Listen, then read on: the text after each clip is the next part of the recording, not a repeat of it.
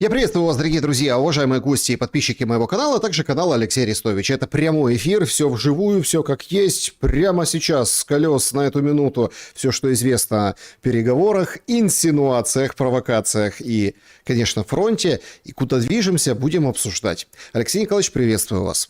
Добрый вечер. Друзья, всем большое спасибо, что подписываетесь.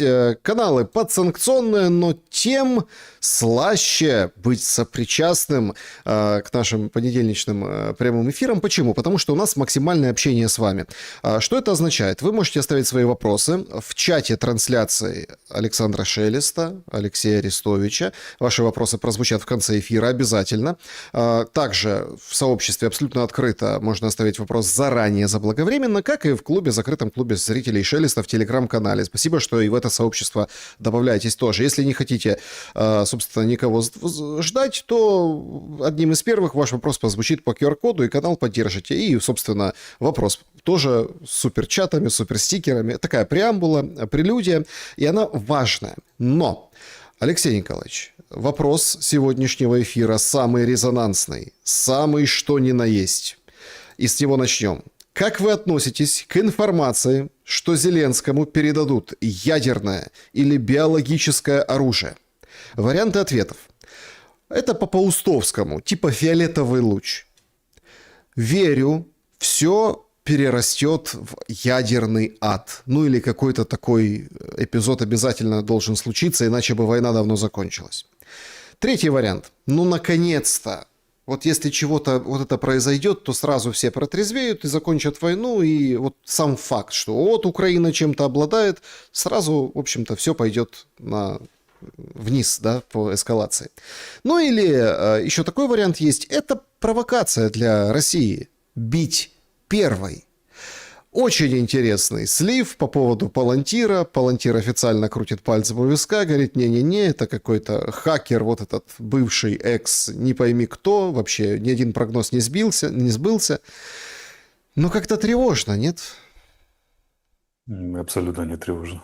Это настолько высосанная из пальца ерунда, что серьезно невозможно беспокоиться об этом. А где, кто вообще ляпнул это?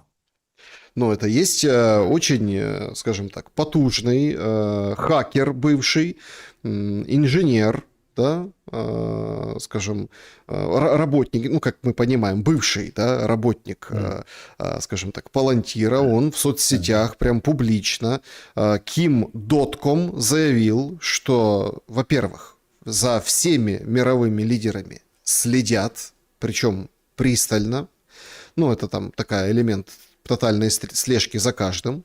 А во-вторых, что для Украины прям готовят разработки, он взломал Палантир, какой-то сервер, сбросил эти данные уже в Россию и в Китай, поэтому там в курсе. И, в общем, ЦРУ стоит за этим действием. Поэтому, знаете, как бы так... ЦРУ хочет передать Украине ядерное и биологическое оружие? Ну, помогает Палантиру, который разрабатывает для Украины вот это оружие.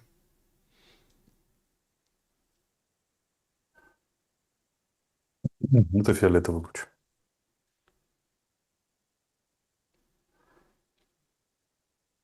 Да все, чего стоит. Все комментарии, точнее, это весь комментарий мой, который стоит этого заявления. Там просто... А почему это невозможно, как вы, ну вот как вы объясняете? Потому что никто не возьмет на себя эту ответственность. Так и нет ответственных. Вы же Как видите, нет как. ответственных? Но если уже он заявил, то уже есть ответственные, правильно? Это раз. Во-вторых, ну, допустим, Украина откуда ни возьми взяла ядерное оружие. Что с ним делать? Бить по Москве? В ответ прилетит так, что мало не покажется.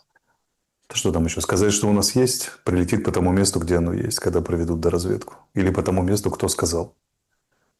Как бы, да, для чего? Что оно решает? Сколько нужно ядерного оружия, чтобы изменить паритет с российскими 1500 боеголовок? Ну, реально.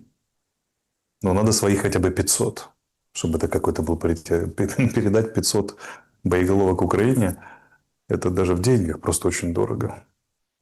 Опять же, а где их взять? Кто лишит себя 500 боеголовок ради Украины? Дать 2 ничего не решают. Дать 5 ничего не решают. Дать 10 ничего не решают абсолютно.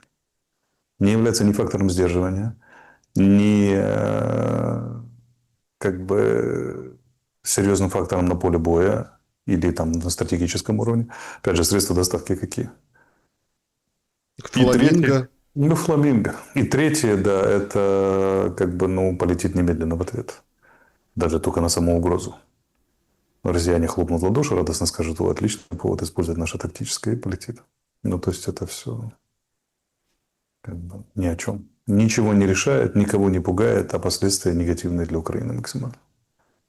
Ну, во-первых, негативные последствия для Украины никого не пугают, как мы видим, да, по Да, степени. они же дело не в пугании, а дело в том, что они ну, просто не работают. Это, если очень хочется, чтобы по Украине прилетело ядерное оружие, тогда да, тогда можно передавать или угрожать. Ну, смысл. Просто понимаете, вот тут же это же очень важный вопрос. А в чем предельный смысл? Тогда вообще непонятна логика публичных заявлений Зеленского в Мюнхене. Там как раз очень понятна логика. Слушайте, ну тогда просветите, потому что, мне кажется, реально он не Логику... останавливает войну, потому что реально ждет какое-то ядерного оружия, которое всех Не-не-не, усмирит. эту логику изучает специальный раздел, специальная кафедра, даже я бы сказал, Национального медицинского университета имени Богомольца и многие другие кафедры, специализирующиеся на психиатрии, пограничных состояниях сознания, там, скажем так, экстремальной психологии. Вот это скорее туда. Логики военной и политической за этим не стоит никакой. Ну, внятной логики, скажем. Это набор впечатлений. Вот если просто его цитаты смотреть, то видно, что это говорит человек, у которого распад сознания. В прямом эфире. Вот, ну, да. С этой логики, да. С точки зрения того, что он ожидает какого-то чуда, ну, дали ему ядерную бомбу, что с ней делать? Ну, реально, вот что с ней делать? Стрелять. Куда? Ну вот смотрите, он обещал блэкаут в Москве, по Москве вчера били. Ну, понятно, там позбивали все. Но По Москве били в Белгороде блэкаут. дрончиками. А куда стрелять ядерным оружием? Для чего? Ну, куда? По Капустину Яру? В надежде поймать орешник? Ну, такое, как по Москве, по Путину, он в бункере сидит. Куда стрелять? Ну, цели нет достойно. Там, я не знаю, что в Туапсе, в Новороссийск, так в ответ же полетит сразу. Ну, что, он надеется уцелеть в этом варианте или как? Очень интересно звучат его фразы о том, что я молодой, а у Путина нет времени. Он Вот я старый. эти фразы я имел в виду как раз, да. И многие другие фразы, которые он там сподобился выговорить. Вы называете это распадом сознания. М. Но как может быть распад сознания у верховного главнокомандующего воюющей страны, Очень которая просто. Мы никто не знаем пример заметил? одного верховного командующего, у которого был распад сознания лет 70 назад. И причем как по лекалам буквально идет. Историки отмечают, что чем ближе было, чем дальше все это продолжалось, скажем так, тем более риторика качалась в сторону малой управляемости, скажем. Зачем Зеленский открывает, ну или объявляет новый канцелинг русских? Он не прекращал старый просто. Он ничего не открывал. Ну, выражает, как понимает. Смотрите, что за этим стоит? За этим стоит личная обида. Очень большая. И личный вызов. Он хочет быть пацаном, который не проиграл. Когда дошло до принципиальных разборок. Ну, любой ценой. Ну, вот у человека такая личная установка. Многим она нравится. Ну, как бы дальше начинается, что когда ты не можешь с противником справиться, в реальности ты начинаешь пытаться его принижать словами. Это очень человеческая история. Есть мнение, что заявление Зеленского, то, что он, собственно, соорудил и сконструировал на Мюнхенской конференции, это вот как бы политический процесс, и он идет параллельно тому процессу, который сейчас переговорный. Сегодня очень так удивительно нам показали, внимание, да, Буданова, да, там, ну, в общем, нашу переговорную группу, которая отправляется в Женеву. Представляете? До этого нам не показывали, как группа стоит на перроне и машет всем платочками и отправляется в Абу-Даби, а тут решили показать. Одни говорят, что переговоры сейчас отдельно, ну, в общем, политические процессы, вот то, что делает Зеленский, отдельно. Другие говорят, что нет. Есть определенная взаимосвязь, и Зеленский просто исполняет роли, а все прописано, и чуть ли не в конце марта будет выход на какое-то прекращение боевых действий, и все, что условно хочет добиться Трамп, то есть прекращение войны, он добьется. Что вы думаете по этому поводу? Ну, во-первых, политический процесс, какой бы он ни был, связан с переговорами, потому что на переговорах выставляются требования к проведению выборов. А это самый что ни на есть политический процесс. Вот. Во-вторых, учитывая, что требование к проведению выборов выставлено, российская сторона заявила, мы не будем стрелять по избирательным участкам в день выборов. Это понятно, тоже условия создаются, по крайней мере, на уровне риторики. То все, что делает Зеленский, надо трактовать как действие, направленное на поход на второй срок. Отсюда это максимально радикалистская, на грани истерики риторика, которая абсолютно разрушительна для мирного процесса, для переговорного даже процесса. Из этого следует два вывода. Первый. Переговорный процесс не имеет никакого отношения к Зеленскому. Или малое отношение. Договариваются США с Россией. А второе. У Зеленского там четко прописано место и роль, которую он хочет передернуть карты, переиграть и выехать в дамки. Вот это то, что сейчас происходит. То есть он понимает, что у него есть ограниченное воздействие на ход переговорного процесса, на американскую позицию, на список американских требований. Но за счет радикалистской риторики, за счет демонстрации несгибаемости и так далее, когда все-таки дойдет до выборов, он очень надеется победить второй раз. Вот. Не забываем, что он ведет абсолютно антитрамповскую риторику. Это видно по Орбану.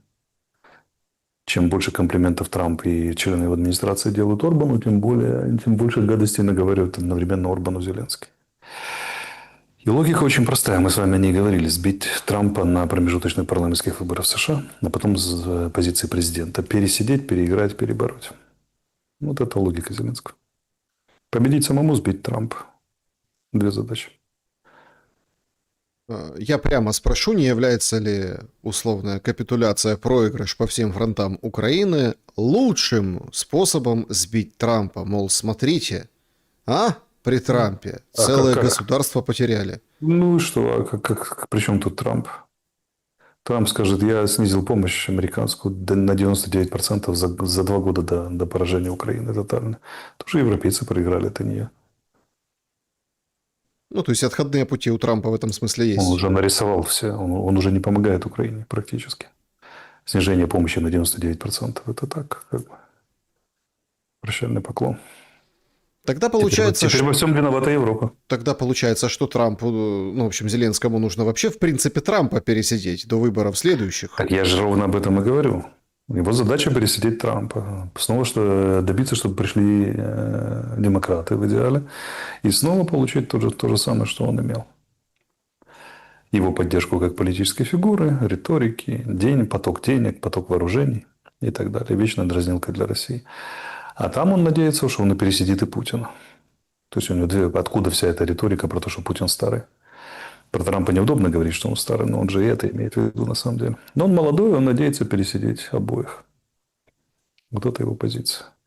А степень вменяемости этой позиции, вы можете судить сами.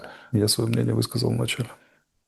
Ну, еще один штрих к вменяемости и невменяемости. А давайте попробуем разложить, нарративно. Да? Вот как стрелы, которые бросает, или мячики, которые бросает Зеленский в разные аудитории. И это очень, кстати, классная формула вообще поведения Зеленского в Мюнхене.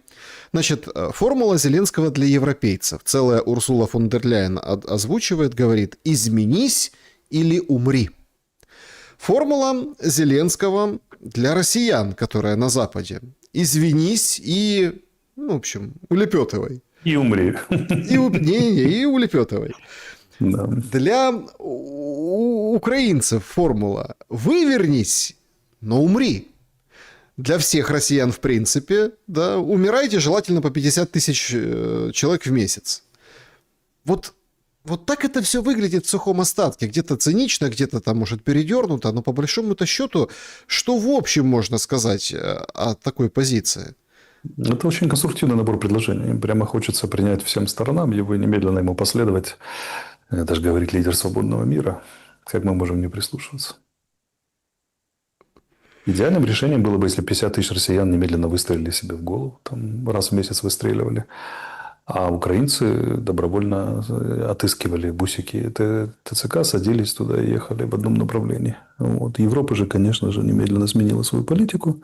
Все, в общем, я думаю, что Зеленский не просто так хочет пересидеть Путина и Трампа. Он хочет объявить миру, когда они уйдут, что ключевой фигурой мироздания является не кто-нибудь, а сам Владимир Александрович. И как бы все теперь гармонично. И где-то справа Кая Каллас ему подпевает на свирели. Вот это примерно картина мира Зеленского. Мы, кажется, дошли до какой-то точки абсурда. Вот такие мысли у меня были после этого Мюнхена, но мы дошли до этой точки. Почему? Потому что всем плевать, а что с энергетикой, а что с фронтом, а что с жизнью, да, оказывается, в Киеве соль украли, ну как украли, кончилась, никто не покупал ее, никто не думал, что будет гололед, представляете? И настоящий стракопад. Морозы. Смотрите, в чем же вся история? Европейцы прямо говорят, и британцы, нам выгодно, чтобы продолжалась война. Они говорили это, не стесняясь, с трибуны, некоторые их представители, с трибуны Мюнхенской конференции. Есть идеальный исполнитель для войны. Против чего возражать? Чем возмущаться?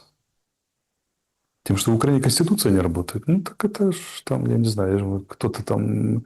Мы же вспоминаем регулярно африканских диктаторов, которые ели своих подданных, и при этом были хороши для Запада. Потому что очень старый принцип – это сукин сын, но наш сукин сын. Поэтому, вот, пожалуйста, в действии. А соль, ну, это да, это... Возникает вопрос, а что, в принципе, может хорошо работать при такой картине мира и при таком способе управления? Есть ответ. Бюро ритуальных услуг. Ну, да. Наверное, до какой-то степени они в прибыли. Ну, там же просто нужно ускоряться и делать бизнес. Однако сегодня Зеленский в вечернем обращении выходит и говорит, что, в общем, морозы пока вот идут, да, пока есть холод, Россия будет пытаться воспользоваться этим. В общем, ожидается очередной массированный обстрел по энергетике Украины. И ровно там через несколько минут в новостейных лентах как-то струится сообщениями из Германии. МИД официально заявляет, что у нее нет, у Германии имеется в виду, у нее нет ПВО, ракет ПВО для Украины. При нормальном раскладе это признак того, что нужно как бы заканчивать войну и не ждать нового и нового обстрела. Но к этой логической точке никто не приходит ни в Германии, ни в Украине, ни в какой-либо другой стране. Это Или же все приходят. по старому анекдоту, когда папа приходит с завода и говорит, в семью нам где зарплату снизили. И сыночек спрашивает, папа, ты теперь будешь меньше пить? Он говорит, нет, сыночек, ты будешь меньше есть. Ну, нет ракет ПВО, ну, значит, больше разбомбят. Так весна ж впереди, зиму ж все уже пережили. Все прекрасно. Еще можно... ЕС выделил деньги еще на 2 года войны, 90 миллиардов. Ну, прекрасно, можно деньги делить, на войну направлять, дальше воевать. Ну, не будет отопления. Ну, уже так будем думать через 8 месяцев, когда будет новый сезон. Сейчас-то что думать об этом? Заявление по результатам конференции видели? Западное. Война до конца 26-го, война до начала 27-го, там и так далее. Там все уже, все уже понятно. Ну, вы Ну, просто всерьез будет, относитесь, да. что именно такие планы? Да, я думаю, что да, до 27-го, судя по всему, будет война, не меньше. Ну, и как бы, ну, разбомбят еще часть. Так мы же устойчивы в парагвайском варианте. Ну, хорошо, пусть бомбят, что это меняет? Центральных настроений Зеленского, главных настроений и Зеленского это не снимет. Он замахивается на уход от власти Трампа потом Путина. Как бы, да, что там еще? Народ возмутится, да что-то не похоже. Военные перестанут военить. 90 миллиардов евро дали, покупая вооружение, воень дальше. Что еще?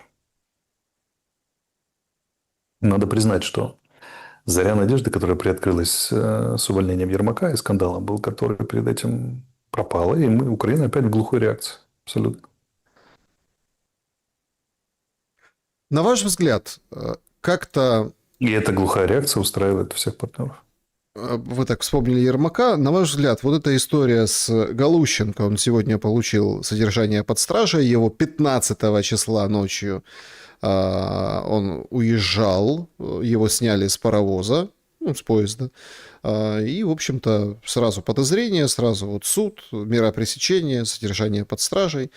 Раскрыли НАБУ, ну, показали в прессе, имеется в виду, вот эту схему, где он 100 с чем-то, 112, по-моему, да, миллиардов долларов, ой, ну да, миллионов, не миллиардов, извините, это я махнул, миллионов долларов, только он отмыл через друзей, знакомых, офшоры, в общем-то, ушел на заграницу. Об этих же суммах точно, ну, не мог не знать Зеленский. Ну, давайте так, чтобы это было понятно. Я где-то в 2021 году, по-моему, подошел к Ермаку и говорю: Андрей Борисович, существует устойчивая коррупционная вертикаль в системе энергетики украинской, которая есть доказательства, есть люди, которые могут дать показания. Как бы есть связи с Российской Федерацией, четко установленные и прочее, прочее. Давайте, ну это же нехорошо, давайте это расследуем. У него взгляд стал таким задумчивым. Он медленно ушел в закат, так ничего мне не ответив. Я еще несколько раз поднимал. Ну, когда это, там, с 4-го раза это не возымело никакого воздействия, я уже перестал это делать. Это ответ на дерзость Мюнхена политически? Нет, это не ответ на дерзость Мюнхена, это они просто все прекрасно знали и организовывали. И знающие люди, вот всякие, которые подвязаются в сфере энергетики, говорят, что 8 он заносил в офис наличкой ежемесячно. 8 миллионов долларов. Вот интересно, НАБУ до этого дорасследуется или ограничится одним Галущенко? И выше не пойдет. Хотя Шурмеш вынесли подозрения. Он замглавы был, как зам Ермака. Вот там вообще интересно. Там деньги на оккупированной территории пересылались. Державная зрада. Поэтому, ну, конечно, они все знали. Как вы думаете? И что? Вот я хочу спросить, и что? Это знание как кого-то уже поднимает на Майдан, на возмущение, снижает рейтинги? Нет. Зеленский находится в идеальной ситуации. Находится. Исторически сложивший. Если сейчас покажут файлы, где он ест жареных младенцев, украинцы все равно будут его поддерживать. Довольно большая часть. А Запад даже не поморщится. Почему? Потому что он в выгодном месте в нужное время. У него есть роль. И он эту роль играет. Эта роль выгодна всем. Есть какая-то часть украинцев, не знаем какая, которая страдает от этого. Но у нее нет ни голоса, ни воздействия. Она подавлена вот ура-патриотами, большинство из которых вооружены. Она подавлена системой мобилизации, отменой права. И самое главное, что из чего выбита опора, это у нее нет поддержки Запада. То есть люди, которые волнуются за растоптанную Конституцию, Запад на них ложил с прибором. Заметьте, за молодых людей с картонками Запад вступился немедленно, и Зеленский сразу дал заднюю. А за несколько миллионов украинцев, которые возмущены растоптанной Конституцией, ограничением прав человека и так далее, легализованными убийствами фактически, как бы, да, со стороны работников ТЦК и прочее, прочее, защиты нет. Вот так устроен этот лучший из миров. И это надо очень четко понимать. Когда вы говорите «Запад», вы кого имеете в виду? США и Европа Прям вдвоем? вдвоем. Ну, вы видели, чтобы Трамп возмущался действиями ТЦК или отменой Конституции украинской? Нет. А чем он должен возмущаться? Он пожимает руку убийцам сирийских христиан. И говорит, что вот, молодец, хороший парень. Так устроена политика реально. Единственное утешение, что когда придет время, Зеленский станет быть ненужным, скрипач, с ним расправиться очень быстро и как бы абсолютно безжалостно. И вспомнят сразу все. Но до этого времени многим украинцам еще предстоит дожить. А это непросто. Хорошо, вы можете описать это время? Набор условий. Придет время, когда договорятся с Россией. Да, зафиксируют договоренности. Зеленский со своими истерическими криками «русские все назад» он станет просто ненужной фигурой. Он же играет в очень специфическом контексте. Контекст заключается в том, что Россия с США стремительно договариваются. Более того, Европа уже с Россией начала договариваться. Он от Макрона поехал из спецпредставителей в Россию. Как они называют технические переговоры и так далее. Была статья Блумберга, я вам ее не выслал, но сошлюсь на нее в эфире. Там, где опубликовали на ней, что Россия вышла со встречным предложением к США. 7 пунктов. Но часть из этих материалов озвучил даже Песков. А именно, Россия снова готова вернуться к расчетам в долларах. А Это как же такой подрыв? резонанс Да, странный какой-то возник, а да. как же подрыв проклятого Запада? Поэтому фишечка заключается в том, что как бы Россия торгуется с Западом. Если Россию не понимаете, в одной из веток вероятности есть вероятность, что Россию в ЕС и НАТО примут быстрее, чем Украину. Она важнее и нужнее на самом деле. Ну, если не в ЕС, так в НАТО точно могут принять. И уж точно могут какой-то там альянс 5 или альянс 2 или альянс 3 быть США и так далее, который старше ЕС и НАТО по значению и сумме аккумулированных ресурсов. Но вот в этой ситуации, или даже просто заключение какого-то соглашения с Россией, Зеленский станет нафиг не нужен. Более того, он станет опасным, потому что слишком много знает. Про то, что Почему было. Зеленский не опасен сейчас? Он не опасен, потому что он опасен, но ту пользу, которую он приносит, как бы создавая более выгодные переговорные позиции Запада по отношению к России, он как бы приносит больше пользы, чем он опасен. Когда польза закончится, останется только опасен. А дальше, ну вот Каддафи был опасен. Тоже много знал.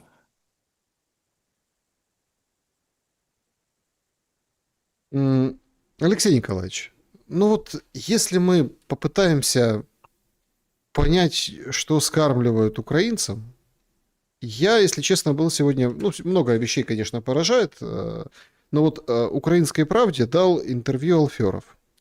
Угу. И его вот тезис, он просто умопомрачителен. Значит, как предлагается увидеть войну, да, в перспективе? Ну, я уже молчу о том, что вслед за вот этими, ну, скажем так, западными партнерами, которые в 27 году, там туда, в 20, ну, в общем, туда позже война закончится, выходят там такие ахиллесы, дроноводы, говорят, все, в начале 27 года откроется окно возможностей, ну, мол, и так далее, и так далее. Хотя никто не говорит, что окно возможностей, помните, о котором говорил когда-то Буданов, ну, вот несколько недель назад. В феврале, которое должно было открыться. Оно же как бы вот сейчас. Это вот это. Февраль же еще не закрылся. Еще Вот, во все вот это окно. окно Еще во все возможностей. сквозит. Да. Выходит Алферов и говорит, русские поняли, что здесь не создать никакого СССР-2.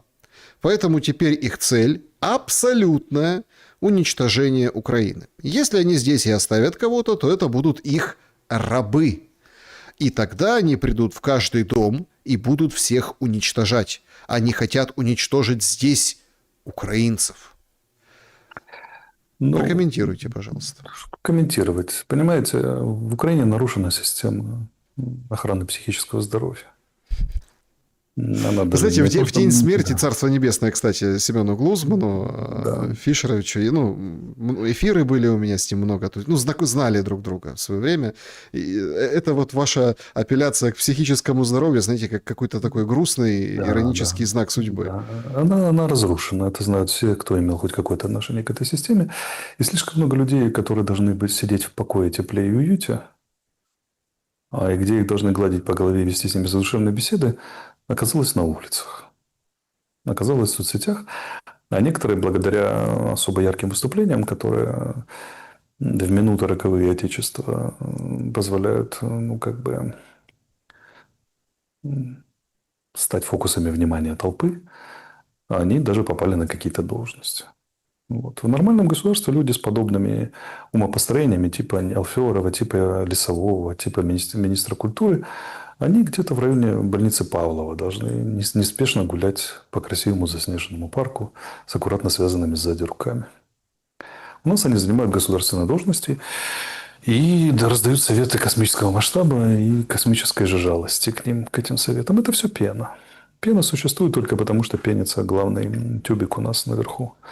И его поддерживают товарищи с Запада.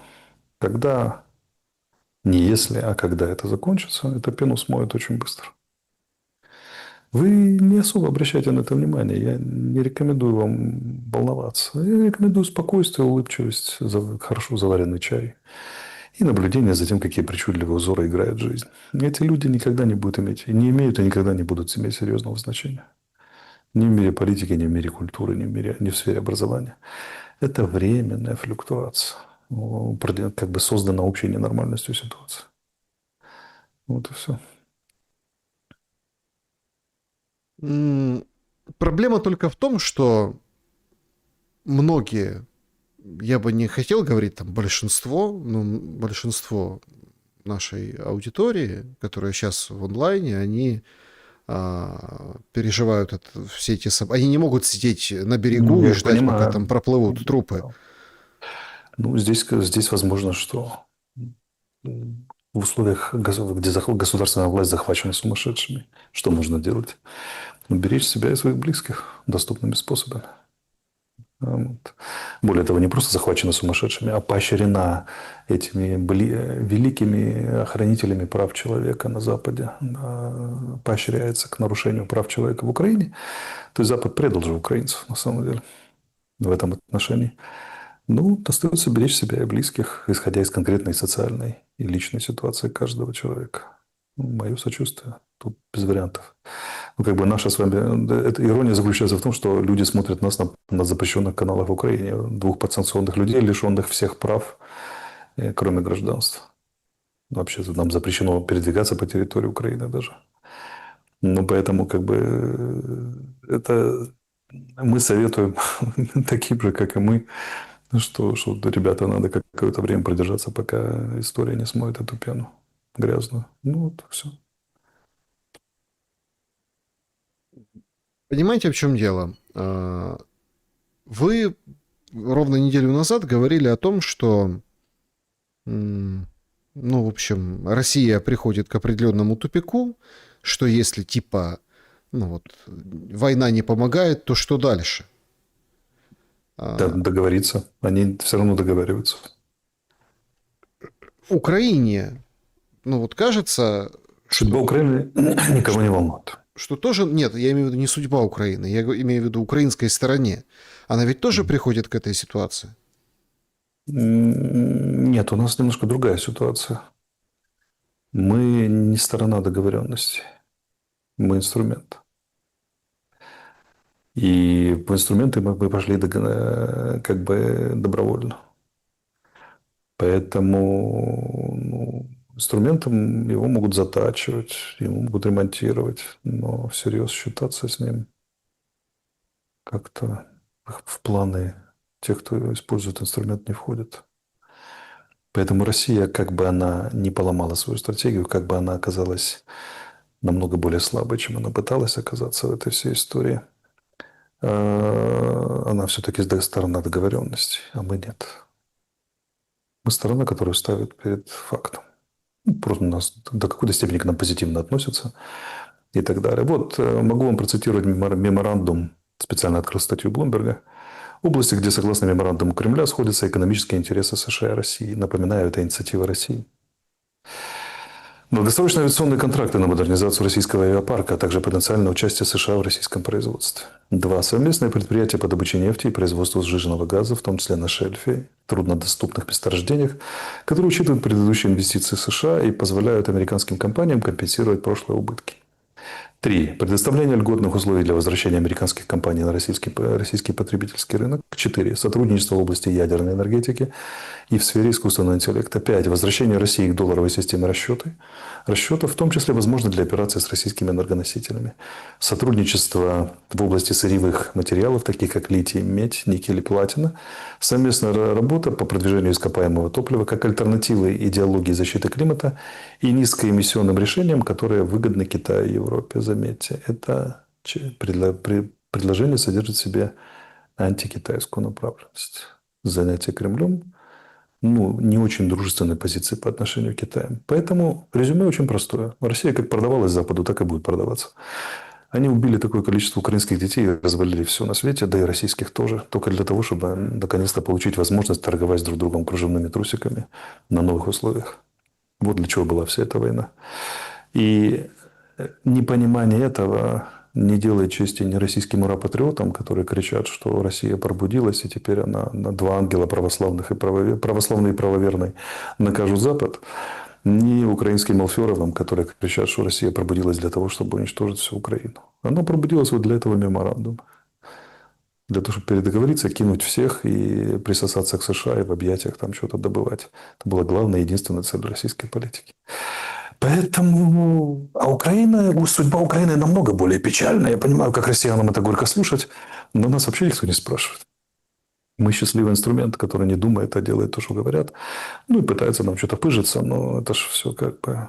Вы же понимаете, да? Мы сейчас в прямом эфире. Друзья, для тех, кто будет смотреть это в записи, это важная оговорка, потому что сейчас вот 22:13 по Украине, по Киеву, да, час больше по Москве, час меньше по Европе. Это вот очень важно. В эти минуты идет, по крайней мере, сообщается, атака на российские территории дронами. Полетело 200 плюс. Очень странная какая-то ситуация с этими обстрелами. Сегодня я прочел, что в Женеве, ну, опять-таки, инсайдеры, в Женеве попытаются как-то договориться об энергетическом перемирии. Сейчас идет атака, сообщают мониторинговые российские, кстати, паблики, идет атака на Краснодарский край, там, в общем, Славянск на Кубани, вот туда, да, плюс там Крым, плюс, скажем так, украинские территории, которые сейчас под контролем России. Очень интересно эти обстрелы, эти дроны выглядят, потому что вчера летела на Москву, Россия вот-вот ударит. Сегодня вот летит еще, вот сейчас ударит. Там Белгород этот, сейчас. И вот сейчас как бы условно поднимаются в общем, миги с кинжалами, все это идет как бы удар. И дальше мы про зверство России, в общем-то, заявляем на весь мир. Возможно ли в Женеве добиться какого-то энергетического или какого-то воздушного перемирия? И как вы относитесь к этим сливам, которые сегодня запустили? Добиться можно всего чего угодно. Ну, то есть добрая воля сторон. Смотрите, те 7 пунктов, которые обозначили россияне в своем меморандуме, стоят гораздо больше, чем очередной удар по Киеву.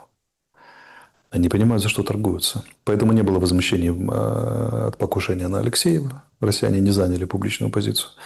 Поэтому нет возмущения от налета на Москву особого. Потому что команда договаривается у россиян с американцами, естественно.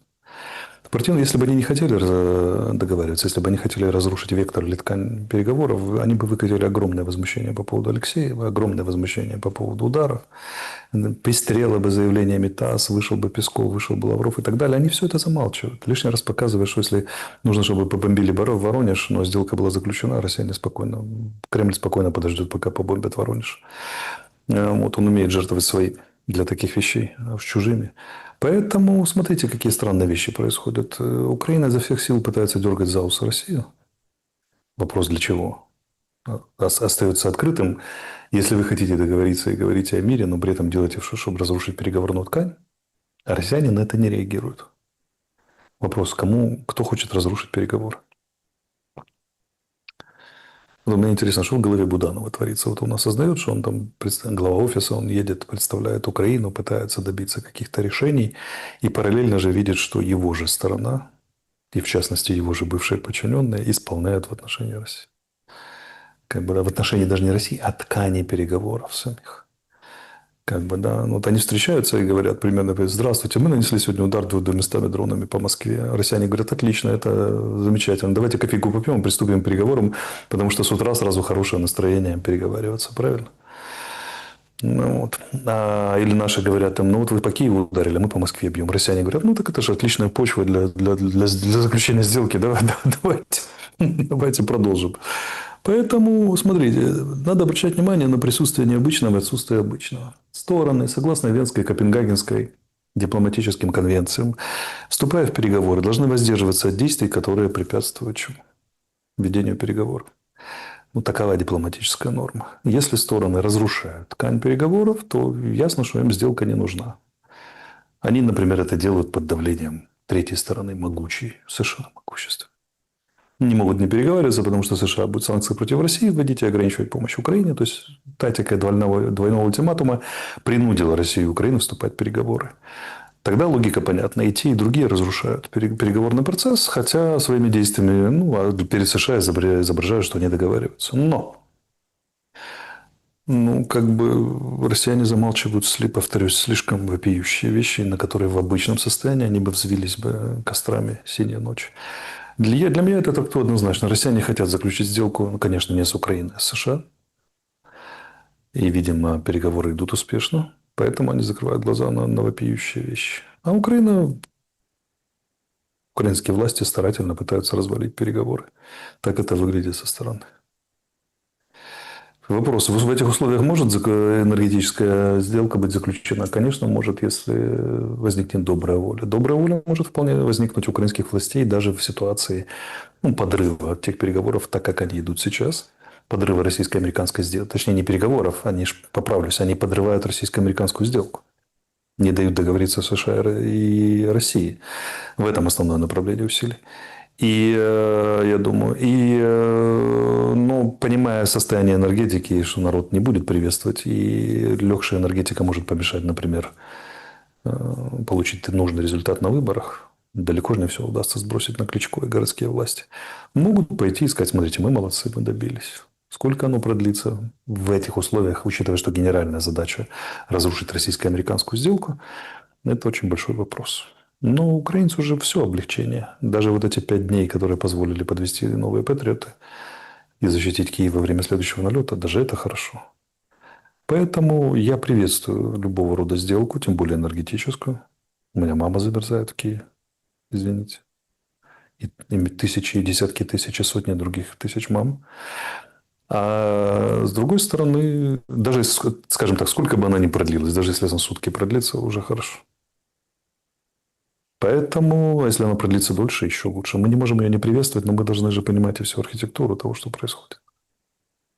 Так вы смотрите, вы сейчас говорите на самом деле, понятно, что вы от себя говорите, и это ни в коем случае там не о вашей позиции, но это в принципе позиция Трампа, помните, вот по итогам вот того перемирия, когда он звонил Путину, говорит: так смотрите, до этого вообще не было ничего, был ужас, а так хоть 5 дней или там так... так и есть же. Хоть день, хоть еще что-то.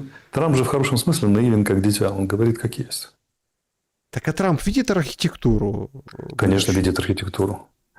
Но если Ермаку, как говорят злые таксисты, показывали распечатки денежных переводов на антитрамповскую кампанию, которую они с Зеленским обеспечивали, то американцы, конечно же, знают и понимают, что Зеленский делает.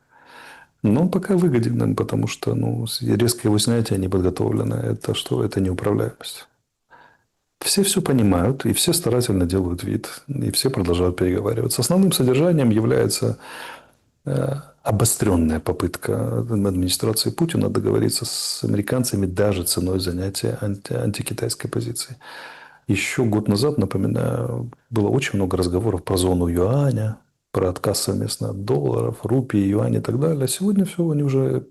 Песков говорит: давайте доллары. Все почему? Потому что военные результаты крайне сомнительны.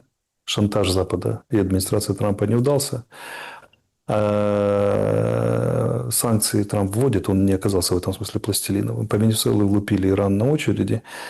И от Китая серьезной помощи не дождались. И Россия делает свой привычный выбор. Мы воюем с Западом, чтобы Запад нас больше любил, и лучше к нам относился. Это же очень простая штука. Мне же сказал этот российский майор еще в 2014 году пленный, что мы постреляем, чтобы вы нас любили. Это же очень российская позиция. Поэтому, когда Песков выходит, это же не домысел Блумберга, это реальный Песков, вышедший, и сказал: да, мы готовы вернуться к долларовым расчетам. Это подрыв всей архитектуры глобального юга, которую они выстраивали против США. Не так немножко сказал. Он сказал, что мы не отказывались в принципе от доллара. Тем более, не отказывались, это же еще более худшее признание. Это значит, что мы всегда были паиньками, да, вы просто не так нас поняли, эта формулировка означает. Поэтому все бегают как придурки с этой Мюнхенской конференции, и там речь Рубио, еще что-то и так далее. Они не то анализируют. Анализировать надо одну фразу Пескова на 7 слов. Мы никогда не отказывались от доллара, потому что все сказки про глобальный юг сразу рассыпаются на это. и про там антизападную полицию. Все договоренности с Китаем, все эти совместные парады, все эти саммиты в Казани, это все разваливается этой одной фразой Пескова. Россия очень хочет договориться с ценой даже, вернее, с Западом, даже ценой занятия США Здесь нет никаких противоречий. антикитайской позиции, да. Ну, здесь нет никаких противоречий. Китай тоже очень хочет договориться. Все хотят договориться, конечно, потому что финансовые инструменты у США можно выеживаться сколько угодно, а потом они тебе влупят 500% пошлины, да, все заканчивается. Ну, просто проблема в Китае, что если они влупят, они сами же пострадают, поэтому не влупят. От Китая не Да. пострадают. У американцев 80% своего рынка.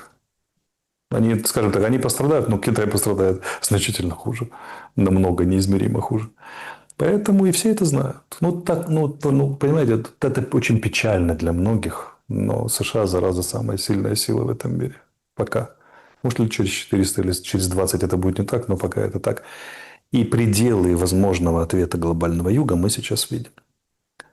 Вот сейчас, скорее всего, в ближайшее время будет операция против Ирана. Посмотрим, какой глубины, степени, размаха, до чего они ее доведут. Ну, пицца уже продается. Даже дело не в пицце, там заправщики пошли и так далее, и так далее. Это верный признак. И я имею в виду авиационные заправщики. Поэтому, ну, вот Венесуэла, вот Иран. Реального ответа нет. Реальных финансовых инструментов возражать нет. Реально захватывать танкера, мы с вами говорили, санкции вводят, ничего сделать в ответ нельзя. Только выкатываются встречные предложения, выходят, да мы никогда не отказывались. Это капитуляция глобального юга, на самом деле. Американцы ничего всерьез делать еще не начали, они даже не встали еще. Ну, захватили Мадуро и использовали бурбулятор. Да это же не... Ну, слушайте, ну это этот самый... Да, когда они всерьез возьмутся, можете представить, как быстро Китай и Россия станут договороспособными. Но Россия решила опередить на этом пути Китай и договориться быстро-быстро. Или они соревнуются с Китаем, потому что Ван И тоже встречался со всеми американцами и быстро там договаривался. Так устроен этот мир. Я, например, не хотел бы, чтобы он был так устроен. Мне было интересно смотреть, когда глобальный юг что-то из себя представлял. Пенился, по крайней мере. То он, так как он быстро сдулся, стало скучновато в мировой политике. Ну, может, еще побарахтаться, кто их знает. Ну, в общем, смотрите, это такое мнение Алексея Арестовича. Оно как бы... Так это же мнение, это заявление Пескова. Это не мое мнение. Смотрите, и вы говорите, вот нечего, кроме 7 слов Пескова, обсуждать. Есть что обсуждать, Алексей Николаевич. Я прям хочу ваше видение, потому что... Нет, вообще любое утверждение, любой посыл можно разбить, в принципе, вот такими же вещами. Ну, вот как вы в самом начале, наше голосование по поводу передачи тяжелого или некоего оружия, да, ядерного, биологического Украине, тайно, полутайно, легально, нелегально, и чтобы они как бы вот там запустили. Я просто помню, что вот мы сейчас на самом деле бегаем по кругу. Я помню эту грязную бомбу, помните, эти были заявления? Был прям период, информационная волна поднялась, потом что-то, как бы событие некое произошло, отлегло. Сейчас вот опять поднимается некая волна, но уже со стороны Запада, это не Россия, в общем, это все педалирует. Сейчас тоже, наверное, там будет как бы отлив. Алексей Николаевич, что вы думаете по поводу Галузина и его предложения о внешнем международном управлении над Украиной для стабилизации ситуации и организации выборов? Кто такой Галузин? Зам Лаврова, участник переговорной группы в Женеве, которая... Это было внесено еще 1,5 года назад, на самом деле. Когда Путин сказал Трампу тогда в таком ультимативном тоне, что или под эгидой ООН будет внесено под внешним управлением стабилизирована Украина, или мы за себя не отвечаем. Ну, тогда Трамп еще не определился, поэтому Арестович верил, что глобальный юг, отвечая на вот возмущение зрителей в комментариях, глобальный юг что-то из себя представляет. Как бы и да, и глобальный юг тоже так думал и пытался говорить с Трампом языком ультиматума. Ну, так сталось и гадалось. Вот. Это был один из вариантов решений, который российская сторона предлагала еще 1,5 года назад. Она предлагала, да, взять Украину под внешнее управление под эгидой ООН, как единственный способ навести порядок, более-менее обеспечить транзит власти и какую-то вменяемость. Потому что с точки зрения России украинские власти нелегитимны. Страна управляется вне закона, вне всякой политической логики. И да, хорошим решением для сторон было бы введение внешнего управления. Ну, смотрите, если об этом заявляет Галузин во время переговоров, то мы имеем второй диапазон, в котором шатается ситуация. Первое – внешнее управление, второе – проведение выборов в Украине. Еще вариант – внешнее управление для проведения выборов в Украине. Пока надеются просто заставить Зеленского пойти на выборы без внешнего управления. Но, возможно, пойдет речь о внешнем управлении. Здесь возникает нюанс. Чтобы обеспечить внешнее управление, нужно совместные усилия члена Совета Безопасности ООН. То есть, значит, Франция, Британия и США, Китай и Россия должны серьезно давить на Украину и ввести, пробить в ООН соответствующее решение и ввести. Но поскольку Франция, Китай, вернее, Франция и Британия, как минимум, имеющие право вето, находятся в резкой оппозиции к этой идее. Ну, Франция мы сейчас не знаем. Британия точно. Нужно вводить какие-то невероятные плюшки, чтобы они не наложили вето. Какие? Так Макрон вышел и говорит, дайте там вот эти плюшки, и все будет вообще замечательно. У него же целый манифест вышел. Скажем так, то, что это дискутируется и заявляется на уровне, а россияне никогда просто так ничего не заявляют, это не украинская хаотическая коммуникация, у них все строго подчинено. Они показывают диапазон возможных договоренностей. Если бы в Украине ввели внешнее управление, это был бы далеко не самый худший вариант. Тем более, что дипломатия же мыслит прецедентами. Такое уже было в Югославии бывшей, Боснии и Герцеговине и так далее. Поэтому, да, там условный косовский вариант вполне может быть. Как бы вы его видели? Вот смотрите, потому что мы очень мало имеем такой предметной информации, все очень строятся на каких-то параллелях, детали о которых уже забыли, и вот этот вариант с Косово, да, и прочие вещи. Но здесь же мы имеем как бы Зеленского, который как бы противостоит вот этому варианту. Он же, смотрите, помните Медведев, да, как вышел после очередной дерзости, говорит, нам нужен Зеленский, он будет жить до тех пор, пока он разваливает Украину изнутри. Оно, конечно, шутка, но в каждой шутке доля шутки. Где-то это есть. Это не очень шутка. Я это шуткой не считаю. Внешнее управление все-таки каким внешне, технически это делается так. Заседание Совета Безопасности ООН, они выносят, а лучше выносят, готовят резолюцию, выносят на Генассамблею, Генассамблея голосует. И Украина ставится перед фактом, друзья мои, или внешнее управление, или международная изоляция уже со стороны всех членов Совета Безопасности ООН и самой Генассамблеи. Под этим давлением Украина так или иначе на каких-то условиях соглашается, приезжают эмиссары, делается демилитаризированная зона, демилитаризированная в зоне конфликта, вводится временное законодательство, временные полицейская миссия, наблюдательная миссия, управленческая миссия, гуманитарная миссия, которые начинают раздавать куриные ножки и параллельно готовить выборы. Потом какое-то законодательство про выборы, кого допустят, кого не допустят. Потом выборы под эгидой наблюдателя. И вот уже новый парламент, новые местные советы, новый президент уже там постепенно возвращает себе право полностью управлять страной, долю суверенитета в сроки тоже оговариваются. Это может быть сразу после выборов, это может быть еще 10 лет могут следить за этим, как договорятся. Вероятность подобной сделки нулевая на сегодня. Или едва теплится отличная от нуля. То, что россияне это заявляют, это скорее они показывают, как они реально относятся к украинским властям. То есть они демонстрируют. А почему нулевая? Подождите. Отношение. Потому что на это не пойдет Британия, как минимум.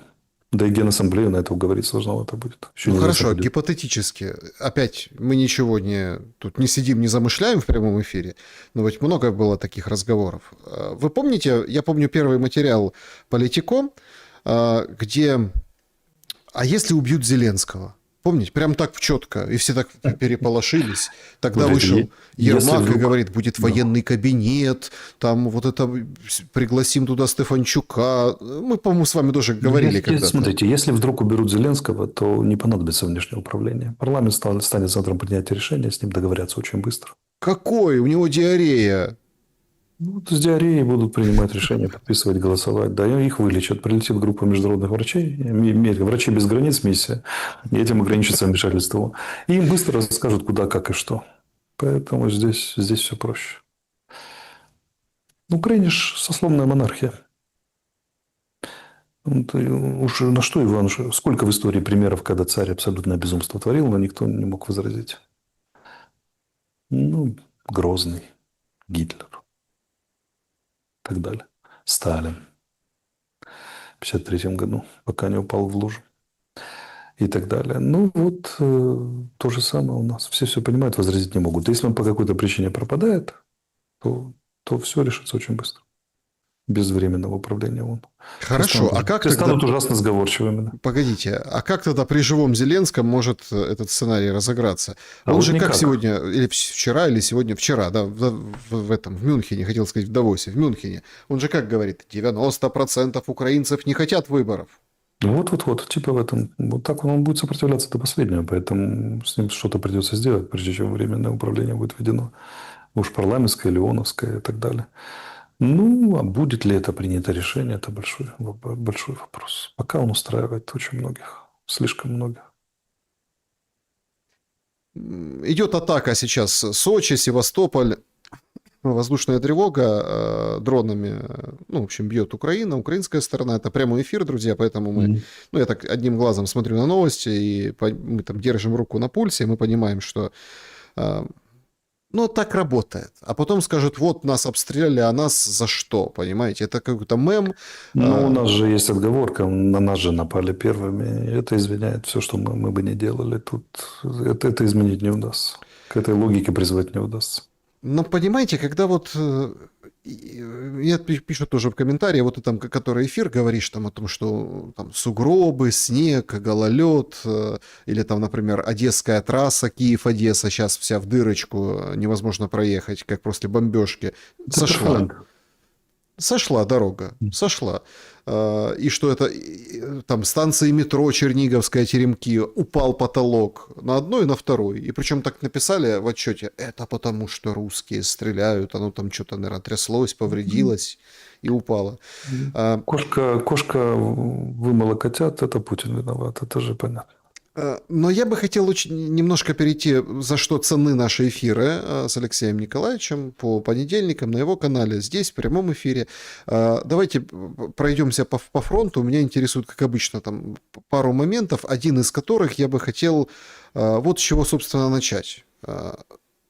Неделю назад мы говорили по поводу операции на Краматорск, по Краматорску, славяно-краматорской группе. И сегодня приходят вот такие кадры. Значит, это нечто, конечно. Значит, ну, понятно, ругается человек за кадром. Дроны атакуют прямо в Краматорске. Два подряд удара. Прямо в центре. Человек снимает это из окна. Вот так вот я приближу. Вот это вот беленький, да, который вот над логотипом здесь у столба. И тут машинка вроде как военная. Это дрон, FPV-дрон. И вот человек, он прячется, так сказать, звучит взрыв, он потом дальше высовывается, ну, уже как бы удар случился. Ну, и еще один удар, это уже прям рядышком, тоже вот спокойно, как у себя дома, FPV-дрон завис над песочницей, ну, и, в общем, атаковал еще один автомобиль. Это то, что вот нам... ну или вам, да, вот вы когда говорите об этом сухо, там, о, FPV-дроны уже долетают. Вот что это означает. Вот. Ну да, ровно это и означает. Это выглядит вот так. Алексей Николаевич, давайте пройдемся по фронту. Что скажете насчет... Ну, из самого главного, страшное контрнаступление оказалось не очень страшным контрнаступлением, что, в принципе, неудивительно, потому что откуда бы мы взяли резервы для страшного контрнаступления. Самое дальнее продвижение, которое у нас там на юге Запорожской области, ну, на юге, возле Гуляйполя, получилось, это 9 километров. В принципе, это очень много. Очень много, потому что россияне, чтобы пройти 9 километров, напоминаю, они от Авдеевки до Покровска 40 шли километров больше года.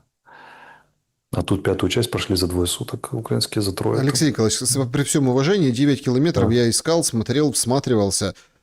Я не увидел, где... Я ссылаюсь на официальное заявление украинской стороны. Хорошо, давайте им поверим. 9 километров они прошли там радостно. Это не так важно. Важно, что это не 45. То есть никакого подрезания там выступов 3 российских армий не получается. Что удалось? Это контрнаступательные действия в тактической зоне, которые не имеют шансов приобрести оперативно-тактический даже характер в настоящее время, то есть на десятки километров распространиться, которые заставили российские войска слегка отойти. Идеальным решением на юге, в районе Гуляйполя, если бы они за речку там свалили, за трассу они уже свалили, за речку свалили окончательно. Ну, по заявлению, опять же, украинской стороны свалили бы. Это был бы крупный тактический успех.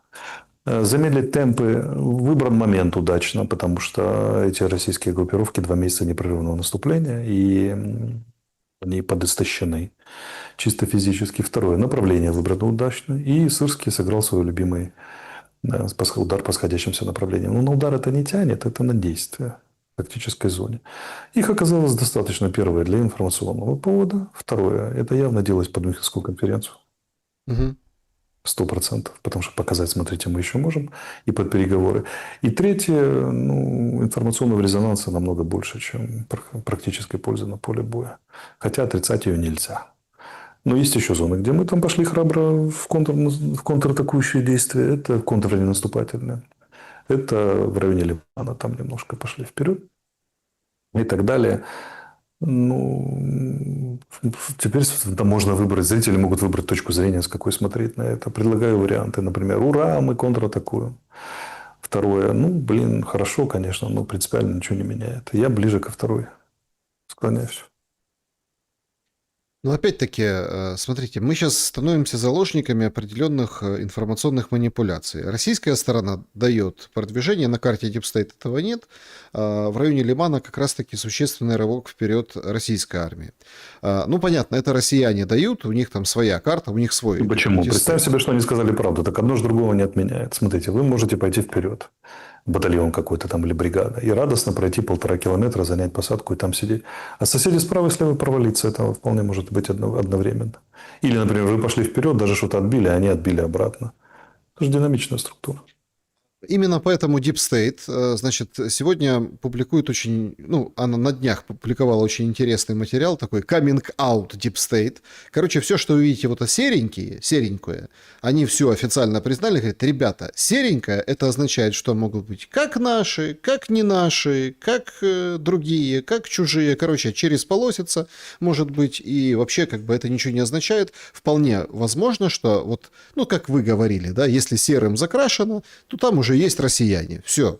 Сто То есть процентов есть россияне, иначе бы не было бы вообще как бы повода у Дипстейта рисовать эту серую зону. На основании чего? Это серая зона, где наши войска или как? Это так называемая тень лежит на поле боя, где вполне может быть в одном селе, условно, 25 россиян и 15 наших, или там 35 наших, которые сидят по домам и наводят друг на друга дроны и периодически перестреливаются. Но это зона боевых действий, где уже есть российские войска в любом варианте. То, это что вот они закрашивают бордовым, это устойчивый, или там коричневым, как это назвать, это устойчивый контроль российских войск. это сообщение от Deep State сегодняшнее, ну, Мгм. не сегодняшнее, а вот сегодняшнее, это, конечно, вот история с, ой, Мирноградом, он же Мгм. Димитров, и, в Мгм. общем, сказали все с Мирноградом, в общем, теряем. Мы его уже которую неделю теряем. Мы его И теряем. что вы думаете по поводу этого направления? Ну, гадкие российские языки говорят, что войска из Смертноградского направления и Покровского переброшены как раз вот туда, на Гуляйполевск, чтобы сделать страшное контрнаступательное действие. А вот не исключаю такого варианта. Поэтому, если оттуда снимали украинские силы, допустим, как гипотеза, то россияне, конечно, сумели продвинуться вперед на ключевом направлении, потому что ну, меньше наших сил, больше продвижения российского. Что это означает, если снимаются войска отсюда? Это Это означает, означает, что что ослабла наша оборона. Россияне, если ведут свои резервы или наличными силами, мы не знаем соотношения сил сторон, степени готовности, смогут получить там какой-то успех, возможно, его развить. И так далее. Цели и задачи там остаются те же самые. Одно направление на Павлоград с востока на запад, другое от Доброполя на Барвинково, на железнодорожную станцию. Вот, как бы все четко. И они, конечно, по-богатому воюют, ведя действия на таких расходящихся направлениях, но им беднее россиянам. Если они этой тактики придерживаются 4 года, то, наверное, два крайних так точно устойчиво, наверное, они понимают, что у них для этого есть и резервы, и это помогает хорошо мотать наши резервы, создает информационное давление политическое, там, да, напряжение сил и средств, логистики. Видимо, им это нравится. С точки зрения военной науки, это очень классическая, это очень дивная история. Она предполагает концентрацию. Я бы так не воевал на их месте. Но, видимо, им кажется, что это хорошо. Тут еще элемент соревновательности есть между группировками войск и между армиями российскими. Они все время видят, кто типа по-джигитски вырвется вперед. Это очень русский стиль войны, только нужно иметь для этого соответствующие возможности. Они не всегда соответствуют их желаниям. Но в целом как бы принципиальных изменений нет даже на оперативном уровне. Есть отдельные тактические успехи украинских сил, есть отдельные тактические успехи российских сил. Для патриотов позитивно, потому что до этого неделями не было никаких тактических успехов украинских сил, только тактические успехи российских сил. А сейчас вот украинские появились. Ну, это ненадолго, и это не принципиально. Суммы. Извините, что туда как бы ухожу, да, не по югу, а сразу на север. Так, Но это хорошо. важно. В удобной вам форме и последовательности. Потому что, Алексей Николаевич, Сумы, да, что мы имеем? Ну, во-первых, топят Сумы. Снег сошел там, в общем, ужас, что происходит. Причем в самом городе, еще где-то. Это для понимания, что на земле. Ну, и есть сообщение, что расширены, опять-таки, заходы в Сумской области, вот здесь, в районе Краснопольского района, там, где уже заходили. Понимаю, что это, наверное, ну, как бы, да не наверное, а точно, это не шибко большое продвижение, однако о чем-то оно нам говорит. Говорит о том, что российское командование последовательно решает свои задачи по захвату крупного лесного массива, который там находится, и создание там полосы отчуждения. Системы обороны района, которая позволяет контролировать Сумы с воздуха и артиллерии, и логистику. И наносить, например, и удерживать украинские силы от намерения зайти на российскую территорию. Создавать постоянную системную угрозу областному центру на севере, что является и политическим фактором тоже. Вот это об этом нам говорит. Да, значит... Сумчанам мы можем посочувствовать, впрочем, как и всем украинцам. И всем россиянам, которые там сидят без воды в Белгороде, например, и без света. Потому что как-то так получается, что российские дети в роддомах не очень отличаются от украинских детей в роддомах. И тем нужна вода, свет, электричество, и те страдают. Вообще, манера взрослых развлекаться за счет детей вот что не перестает поражать в этой войне. И, в принципе, в человечестве. Особыми красками, конечно, там новые подробности по Эпштейну заиграли. Я не провожу параллели, но это как бы очень тоже ложится в эту схему. Алексей Николаевич. Меня другое поражает. Меня поражает, что взрослые ответственные дяди и тети, ну, даже официальные лица или полуофициальные лица пишут, например, что так вам и надо, например.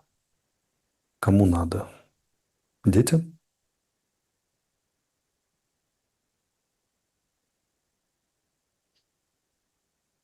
По поводу два момента хотел с вами обсудить, и перейдем к вопросам зрителей. Алексей Николаевич, ну, смотрите, то, что сейчас происходит внутри украинского общества, это, конечно, нонсенс. Есть такой глава Укрпочты Смелянский. Ну, это... Да, он радостно рапортовал и говорил о том, что я плачу налоги, да, в США, а вы же сколько лет получали помощь из США, это типа из моих налогов. Угу. Сегодня он предложил бабушкам давать под запись макароны или там что еще у почтальона. У почтальона есть блокнот. То есть, смотрите, у нас идет Федоров, цифровая Минцифры, все эти дела, помощь, ТИА, все дела. Выходит Смелянский, говорит, Укрпочта, мы делаем так, чтобы люди, условно, приходит почтальон, да, вот бабушки, а бабушки там нет там чего-то. А раз там записали на счет и дали пачку макарон, и так хорошо. Пенсию получила, отдала. Вот такой кредит типа. Этот же Смелянский сегодня выдал очень интересную, умопомрачительную историю. Как оказалось, внезапно Укрпочту, отделение жгут проклятые уклонисты. Каждую неделю нам жгут отделение за то, что мы повестки раздаем. В общем, ужасная история. Но он записал себя в солдаты фюрера. Помните знаменитый диалог этого самого Штирлица и генерала в поезде? Когда генерал говорит, это вы, дипломаты, вас будут проклинать все. И Штирлиц такой, мы тоже такие же солдаты, как и вы, солдаты фюрера и так далее. И так далее. Смелянский нахамил женщин. Смелянский там наделал кучу глупостей публичных в этом самом, заменил логотип, стал посмешищем, и начали задавать самые страшные вопросы, куда тратятся деньги. Значит, куда надо сразу бежать? Вспоминаем патриотизм, последнее прибежище негодяя. Когда все исчерпалось, логотипы, маты там и так далее, то надо бежать в патриотизм. Мы раздаем повестки. А уклонисты нас жгут. Рискуем жизнью. Рискуем жизнью. Боремся за Украину. Поэтому, да, это игра в последние солдаты фюрера. Это игра, в которой играют все украинские чиновники, которые взяли за задницу. Это очень понятная история. Но с Ну, обществом... Галущенко играл же до последнего. Там, Да, да, ну, доигрался. Ну, доигрался. еще посмотрим, конечно, мы там... Залоги-то вносят тоже на раз-два разные фирмы с разным происхождением средств. Но люди тоже сами сходят с ума. Ну, Ужасное людей сообщение. можно понять. Да, да. Ужасное сообщение из Одессы. Мужик себе хотел руку болгаркой отнять, чтобы не идти служить. Так его это все задолбало. Понятно, что мы против этих всех вещей.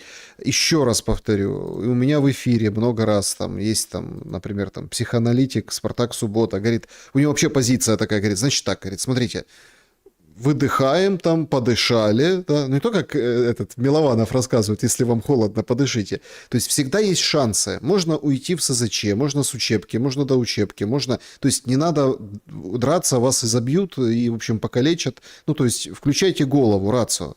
Это абсолютно нерациональная история. Но... Ну, смотрите, я не могу поддерживать в эфире призывы к покиданию учебок.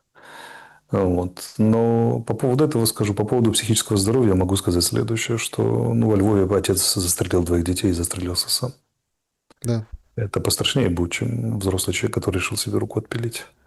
Мы не знаем, в какую цену обойдется Украине психическое здоровье. Была то же самое России. Мелькнула информация, что россияне за последние 4 года в 5 раз увеличили количество антидепрессантов.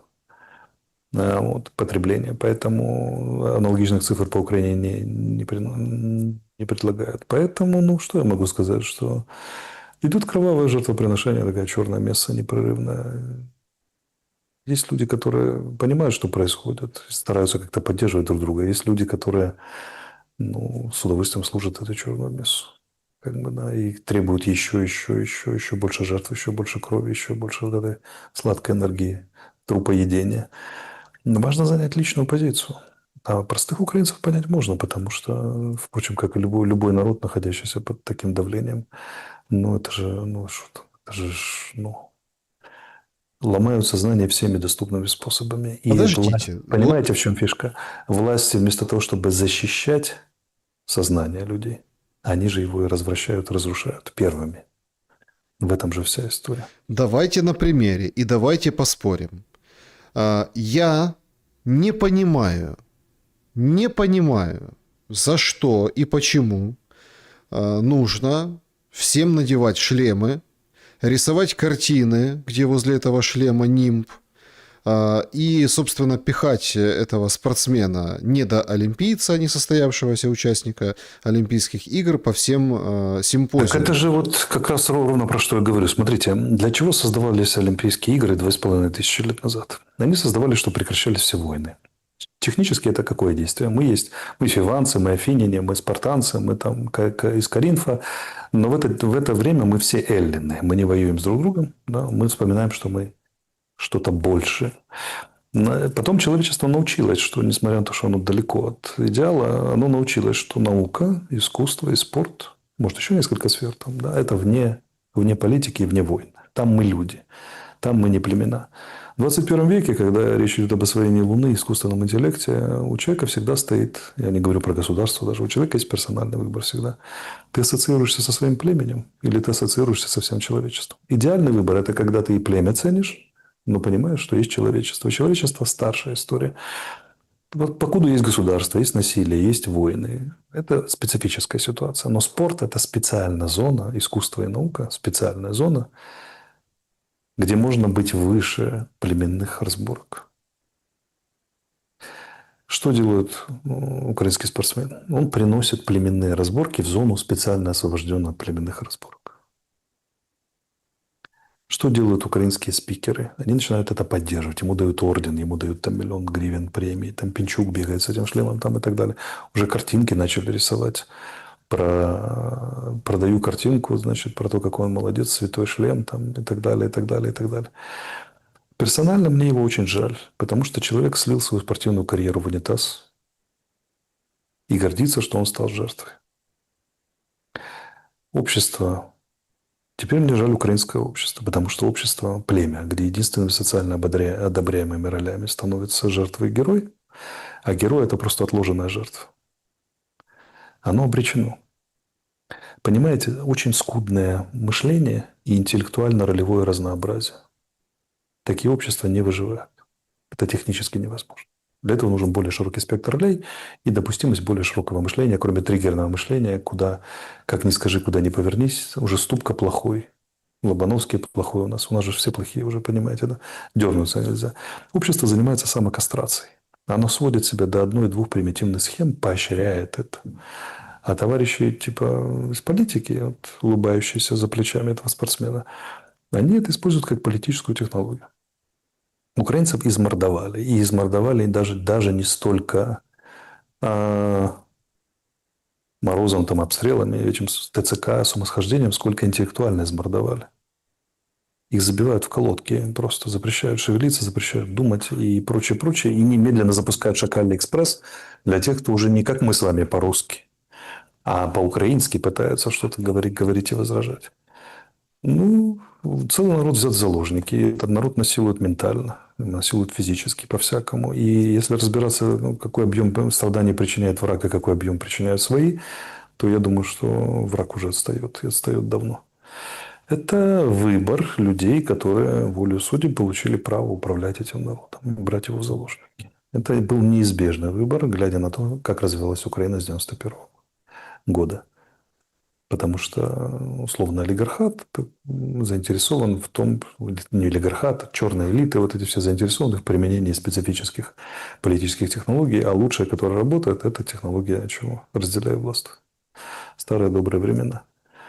Мы с вами, наша с вами совесть относительно чиста, потому что мы-то делаем все, чтобы этому противостоять, этой истории. Разъясняем, показываем и так далее. Но людей бесконечно жаль, потому что люди не обладают ни подготовкой, ни возможностью, ни специфическим как бы навыками, которые позволяют отделить воздействие на себя от процесса психических, которые происходят в их душах. У них это объединено. Они не понимают, что процессы психические в их душах разрушительные, Два организованы. слова скажите. Организованы, да. Буквально. Поэтому, я прошу прощения, да. Поэтому, украинцам уже предстоит сделать выбор каждому персонально. Ты или за племя, или за человечество. Илон Маск в свое время этот выбор сделал. Это же чисто моральный выбор, этический.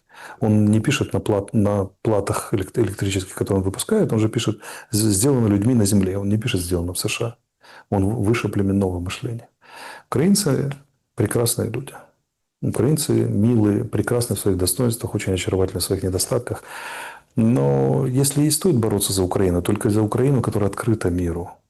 Открыта миру. И они идут в этот мир украинцами, их ценят за то, что они украинцы, но они открыты миру. А из украинцев делают скукоженное племя, огромный флюс, комплекс неполноценности размером с крупнейшую страну в Европе, которая плюется ядом и всех ненавидит за то, что они не кричат «Хайль» вместе с ними, не считают их самыми великими воинами света. Вот это то, что делают с мозгами украинцев. Воздействие идет такой степени, что удивляться приходится, что еще не все такие. И десятки, там, сотни тысяч, миллионы людей сохраняют здравое сознание. Еще пока. Вот чему приходится удивляться, что не всех такими сделали. Я просто хочу, чтобы... Ну, Алексей Николаевич, извините, что я хочу просто направить в это русло. Вот вы, когда... И очень много. QR-код возле Алексея Николаевича, это его школа коммуникации и мышления, плюс на политических, околополитических, философских эфирах вы очень часто рассуждали об архетипе. Алексей Николаевич, а это вообще свойственно архетипу украинца? Вот это... Ну, я не литературно скажу, хотя могу и литературно выразиться, я по-простому скажу. Вот это мертвечина. То есть мы должны убитым больше, чем живым. Чем детям. Да, это гений Тараса Григорьевича Шевченко внес свою эту самую... Мелькнула информация, причем опубликовали патриоты ее, которая нуждается в проверке. Я ее стараюсь проверить, но пока данных нет, что Кобзарь Шевченко был долгое время запрещен Ватиканом. в списке запрещенных книг.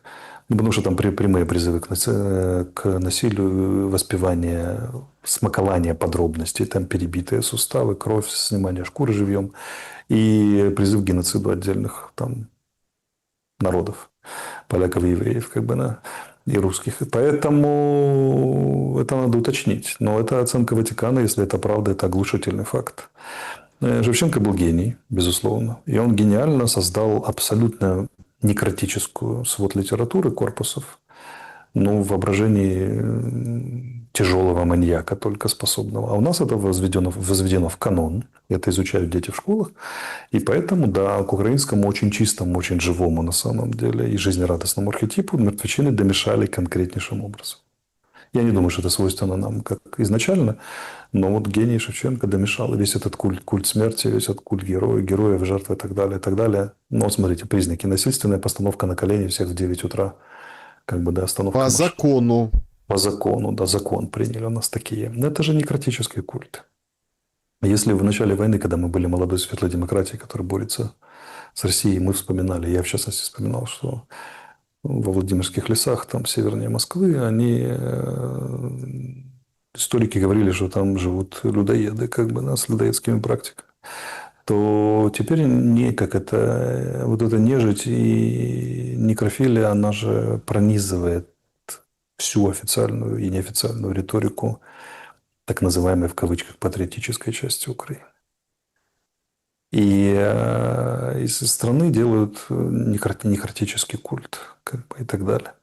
Нормальное государство и общество как развивается при всех недостатках? Картина будущего, приемлемая для всех. Понятно, куда живем. Да? За этой картиной стоит мировоззрение, за ней стоит этика определенная. Ну, есть же этика любви, правильно, этика радости. Есть этика контроля и страха, а есть этика некротическая.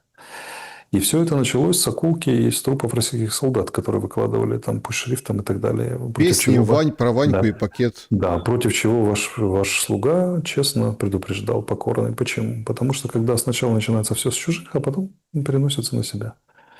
Да, вот. И теперь ныне мертвый Лобановский, мертвый Богдан Ступка, уже недостаточно патриотичные украинцы и так далее. Хотя, ну, уж там предъявить Ступки, я не знаю, умудряются предъявлять. И это, смотрите, есть же старая притча, когда пришли за евреями, я молчал, когда пришли за коммунистами, я молчал и так далее, и так далее. Логика некротического культа заключается в том, что придут за всеми. Если это достаточно долго продлится, Алферова арестуют за недостаточный патриотизм и не за недостаточную некрофилию. Да. И понимаете, что такое погибшие спортсмены на шлеме? Это зона, специально освобожденная от политики. Вот представьте себе МОК, Международный олимпийский комитет. Вот они всем разрешают. Сейчас по статистике в мире 59 вооруженных конфликтов. Вот представьте себе спортсменов из 59 стран, а на самом деле больше, потому что тогда раза в полтора, потому что воюют же две стороны, или сторона и какие-то там партизаны. Всем разрешили наносить на символику мертвых героев. Во что превращается Олимпиада? Ну, В конце концов. во что превращается Ну, Майдан Да, независимости. первыми начнут драться кто? Палестинцы и израильтяне. Точнее, сочувствующие израильтянам, сочувствующие палестинцам. Потом украинцы и россияне. И пошло-поехало. И вместо праздника, где мы вспоминаем, что мы все люди сначала, а потом племенные быки, которых в загонах выращивают, у нас начинается, что в единственную зону, освобожденную от этого, немногочисленную, мы туда приносим те же самые законы племенного топтания в загоне, в дерьме, да, и бодания рогами. А зачем? Отсюда же история с непожиманием рук. Это же специальная зона, где ты можешь продемонстрировать этику выше племенной. Но нет, она стаскивается вниз и стаскивается еще ниже. Потому что за племенной этикой у нас идет чистая этика распада, мартида. Некрофильская этика. Это уже дальше падать некуда. Это чисто адские пространства. И вот этот ад уносится в души и воспитывается в детях. Посмотрите интервью Лесового. Он же прямо говорит, это министр образования с красивой бородой. Он говорит, что наша задача воспитать ебнутого, простите, патриота, извините, который как бы не человека будущего, не человека света, добра и так далее, или просто нормального человека, а человека, заточенного под вечную войну и под вечные стоны пропавших героев, будущую жертву и будущего павшего героя.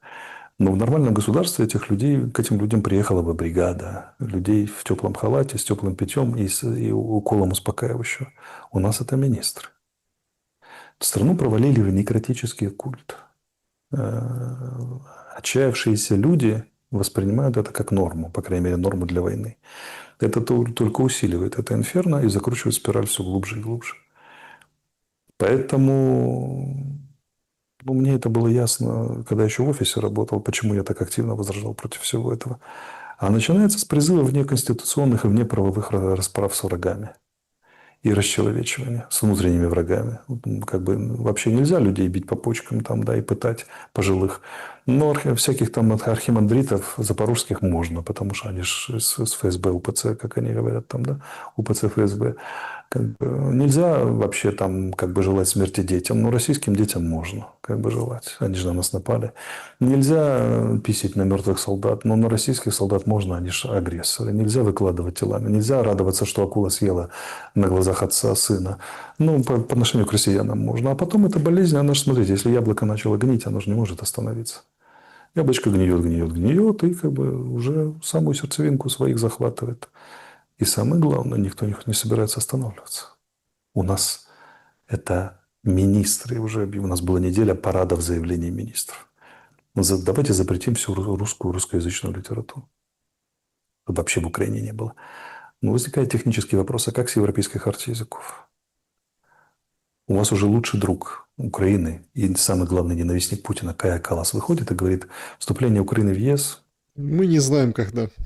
это нереально. Почему? Потому что абсолютная дикость. В Европе наиболее исполняемый в мире композитор Чайковский. В десятке наиболее читаемых писателей три русскоязычных. Достоевский, Самый Чехов, главный украинец, король Карл, ходил на Годунова на оперу. Вот недавно. Да, невероятный украинец, да, ходил на Годунова и смотрел с удовольствием, да, самый главный британский украинец и прочее, прочее. Потому что мир прекрасно отделяет культуру от семьи, мировую культуру вечную. Хорошо, Вечного значения от там сиюминутных вещей. Тогда почему они привечают этого Гераскевича? Потому что он выполняет нужную им задачу. Ну, как привечает? Я немецкие комментарии читал, например, и британские к этому. Но обычно люди, которые это все комментируют, крутят пальцем у виска и говорят, знаете что, давайте его навечно дисквалифицируем. Потому что это глубоко ненормальные вещи. Не дадим портить Олимпиаду, спортивный праздник, где все мы люди. Ну, а элиты, видите, ходят, ручкаются. Ну, элиты ручкаются, потому что сукин сын выполняет нужно этот самый. Нужно. Это цинизм элит. Они целую страну разрешают лишить всех прав, впасть в некрофилический культ, в воронку, которая затягивает все глубже и глубже, а лидерам, которые это все устроили, пожимают ручки, которые уничтожили права человека. И тут же плачется. Так работает политика, и здесь не надо заблуждаться. Но я же говорю, единственное утешение для тех, кто пересидит, перетерпит и останется в живых, вы посмотрите, когда все эти некрофилы перестанут быть нужными в Европе и в Соединенных Штатах, как быстро все закончится с ними. На это только и надежда. Так, друзья, значит, поехали. Режим Блиц. Ваши вопросы. Только давайте подведем итоги голосования. Они такие. Как вы относитесь к информации, что Зеленскому передадут ядерное или биологическое оружие? 8% наконец-то вот передадут, скажут, что у нас есть, и война закончится, все станут опасаться, бояться, поглядывать друг на друга, и войну кончат. 15% верю, все перерастет в ядерный ад, иначе уже все давно закончилось, и вообще, как бы, да, многое объясняет вот это ожидание какого-то оружия. 26% это провокация, чтобы Россия ударила первой, очередная провокация. Это мы видим на протяжении долгих месяцев, и с вами неоднократно обсуждали, что надо принудить Россию к удару ядеркой, чтобы вот, перевернуть доску, сменить эту парадигму. 50%, 51% с вами согласились, Алексей Николаевич, по Паустовскому, фиолетовый луч. Да. Да. Согласились. Поехали. Режим Блиц. Ваши вопросы. Значит, по QR-коду. Благодетель пишет. Спустя 35 лет после распада СССР Россия, тратя миллиарды долларов уже четвертый год, не в состоянии обрушить инфраструктуру Украины до необратимого уровня. Ирония в том, что сегодня Россия воюет не с глобалистами, а с советским индустриальным фундаментом, системой, которая оказалась прочнее всех постсоветских стратегий, доктрин и мифов неэффективности СССР. Так может, главный вывод здесь не о войне, а о том, какую цивилизацию на самом деле уничтожили в 91-м? Ну да, и Украина, и Россия сейчас на нижнем уровне цивилизации находятся по сравнению с тем, который уничтожили. Но надо понимать, что она работает не просто с народно-хозяйственным или инфраструктурным или промышленным комплексом СССР, который строился в расчете на большую войну и, конечно, содержит запас прочности, а в очень усиленной помощи Запада. Финансовой, инфраструктурной, военной, политической и так далее. Поэтому это, конечно, не та ситуация, когда россияне говорят, что мы воюем с 56 странами там, и так далее, и так далее. Но при поддержке очень мощной. Поэтому Украина-то держится до сих пор только на бесконечных вливаниях от Запада, сама по себе на банкрот. Военный, политический, демографический, там, этический, эстетический, идеологический и так далее, и так далее. То есть это тело, которое лежит в реанимации, которое накачивает, и которое там в бессознательном состоянии машет руками и ногами, сопротивляясь. Но в том числе за счет советской инфраструктуры, конечно, безусловно. Потому что ни одна бы европейская страна или мировая страна, я подозреваю, кроме Китая, не выдержала бы подобных ударов по инфраструктуре 4 года. Это нереально абсолютно. Вот такой ответ в целом. А Да, так, да, на руинах более высокой цивилизации, да, это правда. значит, дальше. Алексей, скажите, если дотянулись до Тамани, то почему не попытаются опять дотянуться до моста? Помню ваш комментарий, что технически мост такими средствами не уничтожить. Ну, когда кого останавливало? Бьют и бьют. Тут бить-то смысл какой? Во-первых, там очень мощное ПВО, корабельная, наземная группировка и так далее. Во-вторых, ну, потратили вы этот дрон. В Датамане есть хоть какая-то надежда, что он куда-то там попадет в какой-то терминал и что-то зажжет. Мосту это до задницы. Если вы помните, крайняя история, которую устроила наш СБУ мосту, она взорвала 1,5 тонны взрывчатки под опорой. Ну, Да, так сообщали, да. да, опора не сильно заметила это. Но вы представляете, сколько дронов нужно в одну точку прилетевших, чтобы набралось хотя бы 500 килограмм взрывчатки? Это нереально. Поэтому куда проще таранить несчастный, ничем не защищенный или плохо защищенный нефтяной бак, нежели капитальное сооружение, рассчитанное на поражение тактическим ядерным оружием. Мгм. М, Алексей, откуда вы берете информацию для своих экономических оценок? На кого ориентируетесь? А я не делаю экономических оценок. Я просто для вас, когда я делаю, я ссылаюсь сюда на заявления официальных лиц. Ну и плюс Про там доллары еще придумал. Про доллары. политэкономические оценки. Это тоже это другой тип. Политэкономически это другое, там есть закономерности. Я ссылаюсь на информацию, которая общепринятая, которую можно посмотреть в сети. Вот. Оценки информации, да, я могу сослаться на таксистов. Ну, Мгм. так, как бы, да, но саму информацию я всегда подбираю факты, которые доступны всем. Потому что моя задача не красиво выеживаться в экране, а освободить ваше сознание. Позволить вам, помочь вам самим думать от этого морока, от этой вечной машины, которая вас во тьму хочет заволочь, ну, хоть как-то ей противостоять, хоть как-то сохранять просветы в голове. Поэтому я ссылаюсь на факты, которые вы можете проверить, и А, на заявление. Алексей, были ли вы в Китае когда-нибудь? Не был, собираюсь поехать, посмотреть. А, Сообщество YouTube, давайте здесь несколько вопросов, потом к чатам перейдем. А, Так, вот какой вопрос. Алексей Николаевич, нет ли у вас желания публично дебатировать с товарищами типа Портника, Невзоровым, Портникова, Невзорова, Гордоном и других, в кавычках, отвратительных персонажей? Очень уж за последние годы не хватает с ними дебатов. Они меня не интересуют. Сегодня Гордон Да. разошлось, говорит, война не закончится никогда. У О, как. меня был период, когда я там, вступая за Латынину, вызвал Портникова, предложил ему дебат. Как бы, да, ну, меня давно перестали интересовать такие вещи. Э, да, как бы, да. Я лучше отвечу на ваш вопрос. А, Вопрос. Почему Россия не дожмет 0,0001% Луганской области или ждут красивой даты, чтобы объявить, что Луганская область без всех уступок потеряна? Потому что силы обороны Украины сопротивление там оказывают. Мгм. Значит, что сегодня труднее, говорить правду или угадывать будущее? Денис. Мне труднее. Вообще, в общем, я так понял, не вам. Труднее говорить правду или угадывать будущее? Каждый решает, что ему труднее в принципе. За правду говорить сложнее, потому что у правды есть последствия. Про будущее можно фантазировать относительно безнаказанно, если это не совсем вразрез тому будущему, которое напланировали те, кто хочет репрессировать за правду. Вот так скажу. Александр, прошлый эфир Арестович утверждал, что российские силы в зоне СВО якобы значительно превышают украинские. Но это же неправда. Мы имеем данные, что в России в зоне СВО примерно 700 тысяч, не более 300 тысяч на передке. Первой и второй линии украинцев в зоне СВО 900 тысяч. И на передке также примерно как у россиян. Может, на 50 тысяч поменьше. Основное количество там, с другой стороны, тыловое подкрепление. Это российские мечты вечно. У них есть ряд наборных забавных мифов, которым они себя утешают. Значит, всего в силах обороны Украины, всех силовых подразделениях 1 200 000. ЗСУ 800 тысяч, 880. Значит, у нас официальная статистика СЗЧ 300 тысяч человек. Теперь смотрите. Минус 1 200 000, минус 300. Сколько? 900. 900. Теперь смотрите дальше. Из них часть же в тылу, большая часть, потому что даже американская армия гордится, что из 100 человек воюет только 28. И это очень высокий показатель.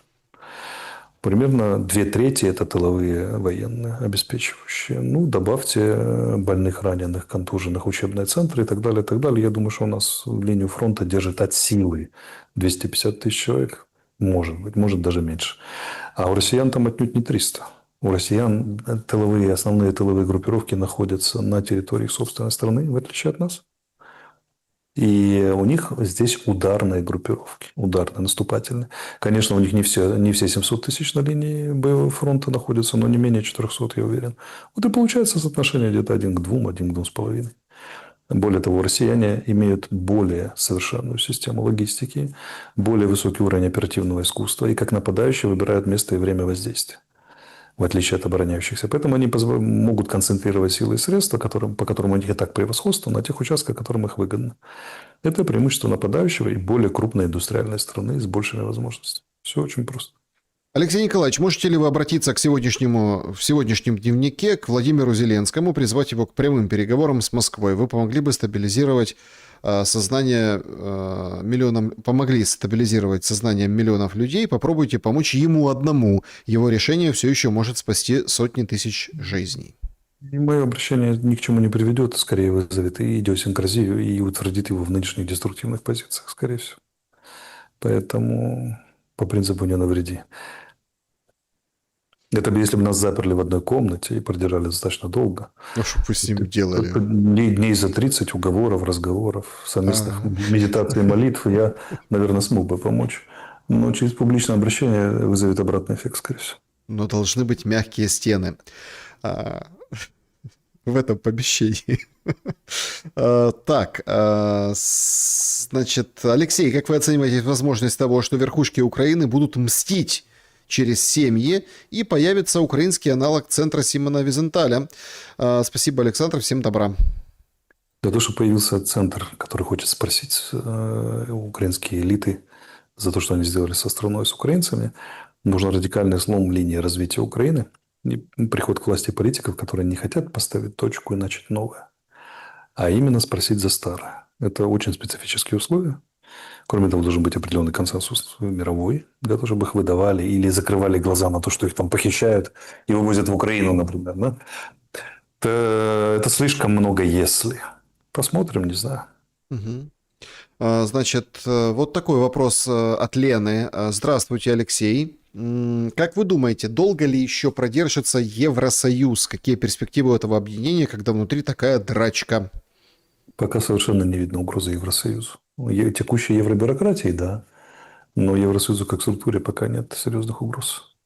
Более того, после речи Рубио он в значительной степени укрепился в каком-то смысле в Мюнхене, если это новое направление американской политики. Поэтому за Евросоюз не бойтесь. Да, могут прийти правые. В Европе и так 9 правых правительств.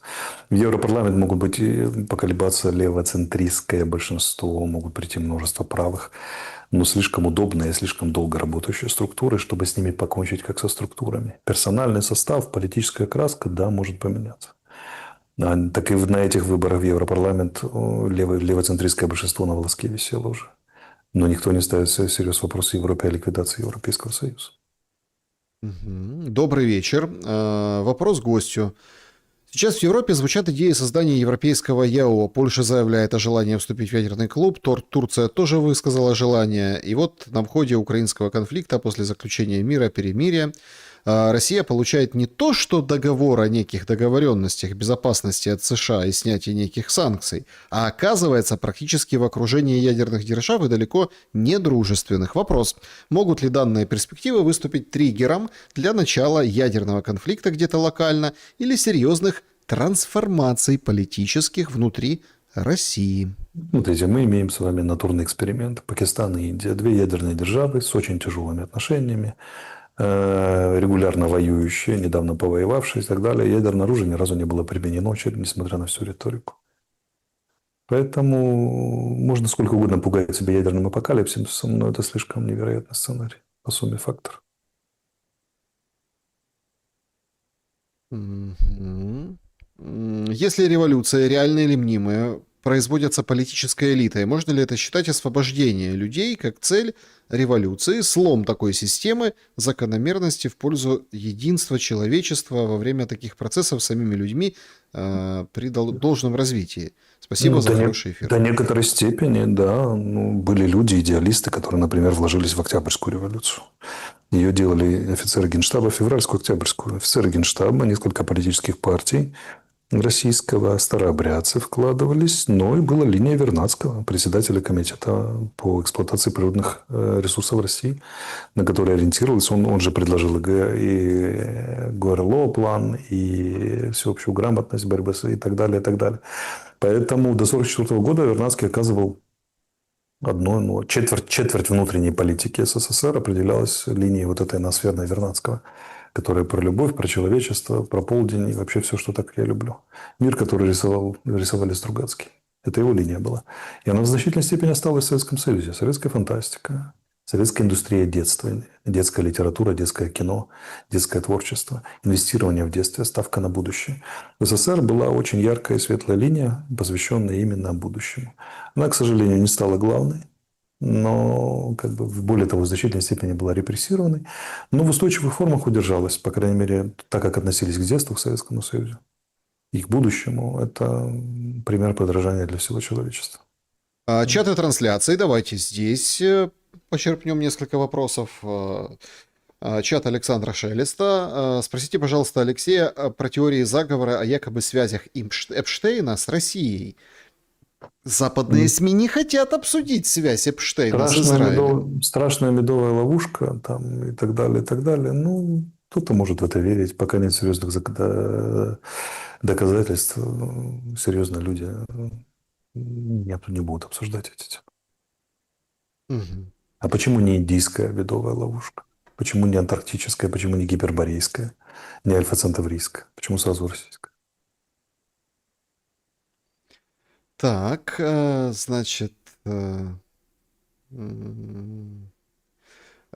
кем, Алексей Николаевич, кем, когда было заложено семя ненависти украинцев к русским? И хочется понять истинную причину, ведь это не за 30 лет произошло все. Ну, если вы посмотрели наш эфир с Ильей Чудолумой, украинским историком, мы обсуждали модерные, он сам об этом рассуждает, модерные проекты модерной Украины. Их было в общей сложности около 19, а проект «Украина как антироссия» был самым маргинальным. Вообще всерьез к нему не относился. Это были клоуны на периферии. И как это часто бывает в истории, именно клоуны на периферии и победили в силу там определенных этих самых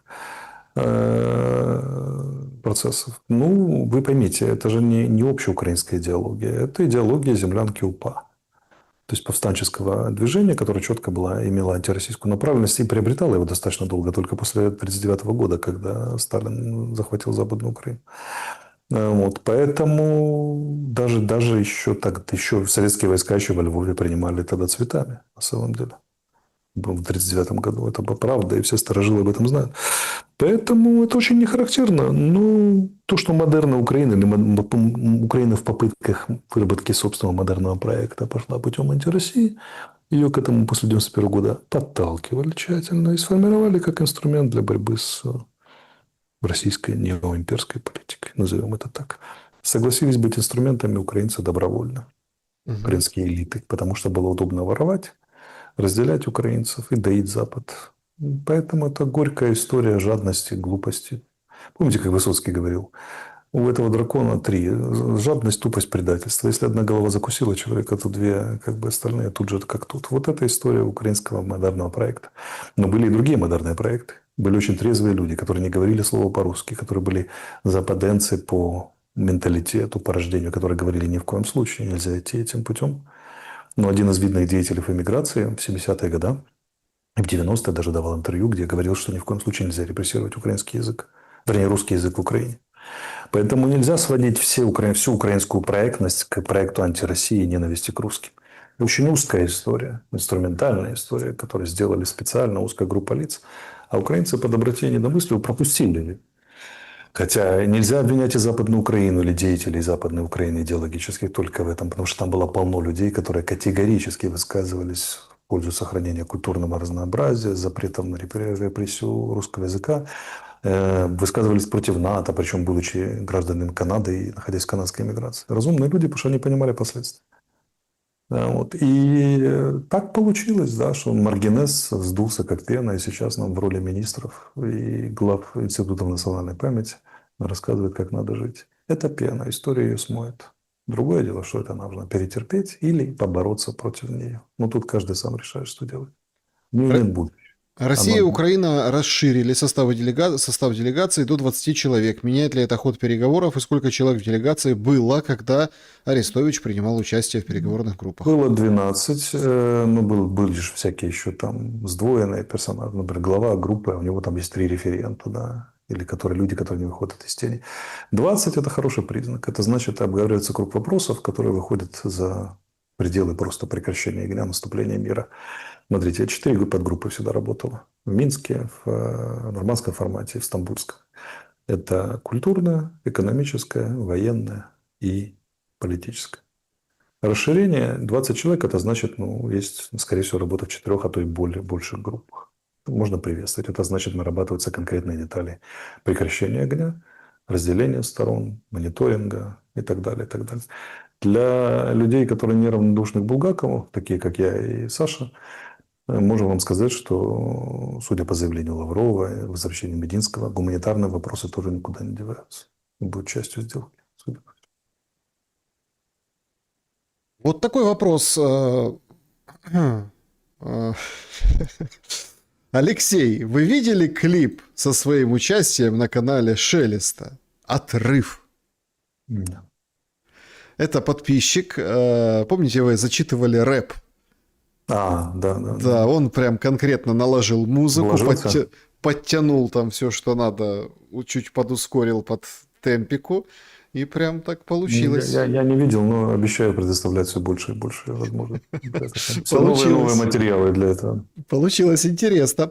Так, Алексей, чат Алексея Арестовича. При каком раскладе Арестович может получить шанс участия в выборах? Но должно быть политическое решение на то, чтобы люди, которые не жили в Украине, еще находились под санкциями, могли получить право избираться. Пока законодательство Украины этому противоречит. Будет ли такое политическое решение, это зависит от давления сторон, в первую очередь США. Кого они захотят подпустить под выборы, на чем они будут настаивать и какие выборы состоятся. Будут ли запрещенные партии, люди под санкциями, люди, выдавленные в политическую миграцию, получать. Это круг вопросов, на которые пока нет ответа, и никто их не озвучивает. Угу. Это раз. Во-вторых, надо, чтобы у меня было желание. У меня желание появится только в условиях, если я буду видеть перспективу для похода на выборы в данных конкретных условиях. Пока я не вижу перспективы ни до технического допуска, ни там, скажем так, неизвестна степень поддержки граждан. Официальные рейтинги, которые мне рисуют, как ни странно, я в вопросах присутствую до сих пор, от 0,5 до 1,5%. Поздравляю этих безумство храбрых, которые даже умудряются за санкционного арестующего агента Москвы 1,5% отдавать на допросах. Наверное, если бы люди не боялись, были бы рейтинги еще повыше, парламентский какой-нибудь рейтинг. Есть, могу сказать, что политические переговоры, то есть начинают бежать со всякими предложениями, когда у тебя рейтинг от 3. Ко мне бегают, потому что у меня рейтинг выше 3, судя по всему, по реальным запросам. Но меня это очень мало волнует. Что меня реально волнует? Реальная возможность в короткие сроки осуществить радикальные перемены к лучшему в Украине. Смена исторического, не просто экономического или политического тренда, а исторического тренда, превращение Украины из злобного племени, в которое его превратили, некротического, в открытое, улыбающееся, здоровое, светлое общество. Как вы понимаете, это дело серьезное и требует наличия большого объема власти. Меня не интересует карьера профессионального политика в стиле «пойди в парламент, там вырасти в партию, а потом побудь министром, потом премьером, или через 15 замахнешься на президента». Мне нужно быстро и сразу. Если этой возможности нет, я даже шевелиться не буду. Я сразу всем своим друзьям и спонсорам сказал, что, ребята, никакого парламента даже не мечтайте. Несмотря на все их посулы, схемы, которые они рисуют, там, давай вот коалиция, давай то пятое, это сразу нет. Или президентские, или до свидания, я преподаю в школе Перрон. Все. Как бы, да, президентский рейтинг – это дело наживное. Когда закончится война, все радикально поменяется. Вот тогда мы с вами вернемся к этому вопросу, рассмотрим и примем взвешенное политическое решение, участвовать или нет. Хорошо? Андрій задає вопрос. Значить, пане Олексію, останні два ефіри. Ви тішитеся, що Росії немає більше стратегії проти США.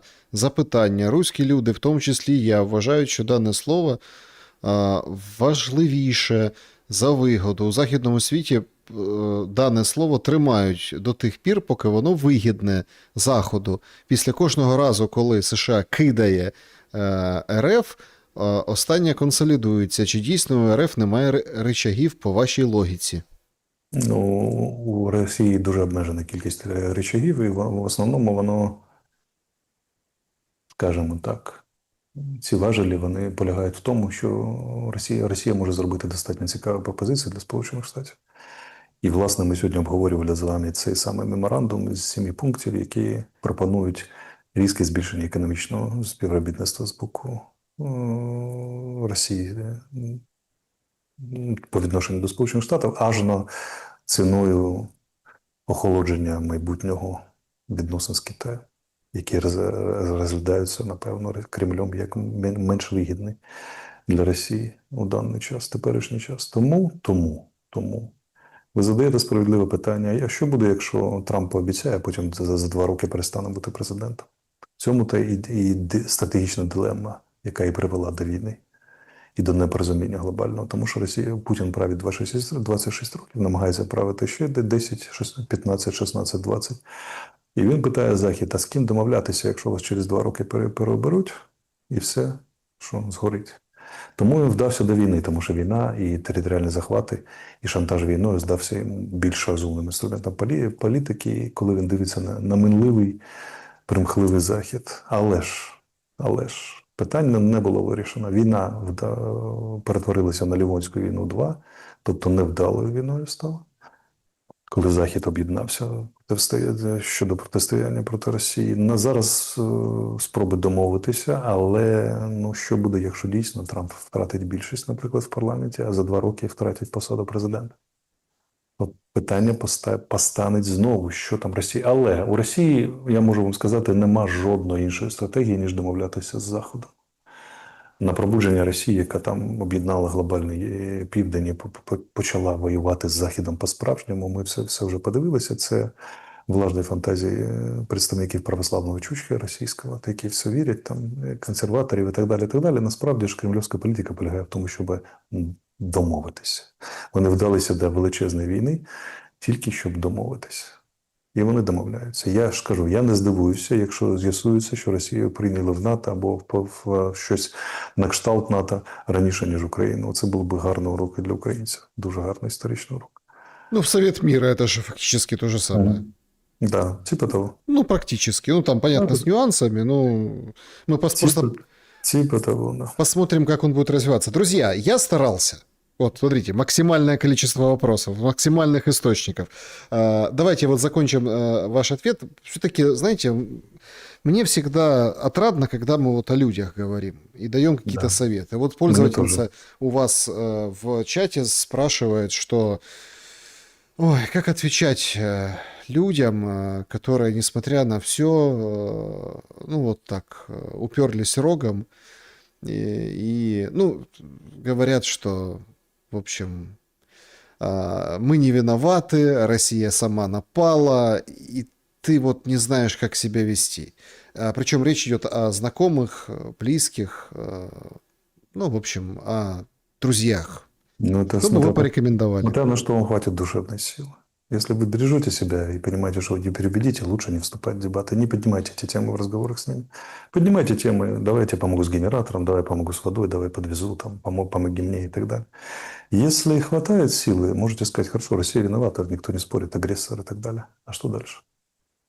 С нами-то что? Вот смотри, женщина, которая развелась, например, муж оказался мудаком. Ну, ты всю жизнь будешь сидеть, обзывая мужа мудаком. Ты не думаешь о собственной карьере, о собственном будущем, о том, кто ты для этого мира, какую жизнь ты хочешь прожить. Когда-то же надо прекращать обзывать мужа мудаком и заняться собой непосредственно. Вот Украина – это такая женщина. Бывший оказался полным мудаком. Что она хочет в отношении себя, какие цели она ставит, что она из себя хочет сделать. Вот так можно поставить вопрос. А если вы совсем сильный, у вас сильное сознание и большая открытая душа и сердце, вы можете обнять человека и сказать про себя, и тебя вылечат, а вслух сказать, что давайте чем-нибудь помогу Васе или Маше. Это лучшее, что могу для тебя сделать. Давайте беречь друг друга. Вот как-то так. Да, друзья, знаете как, вообще не надо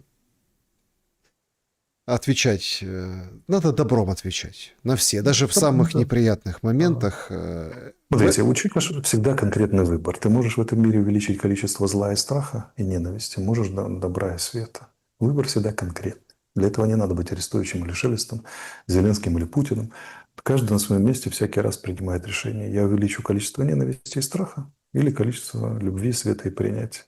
И это очень конкретные действия.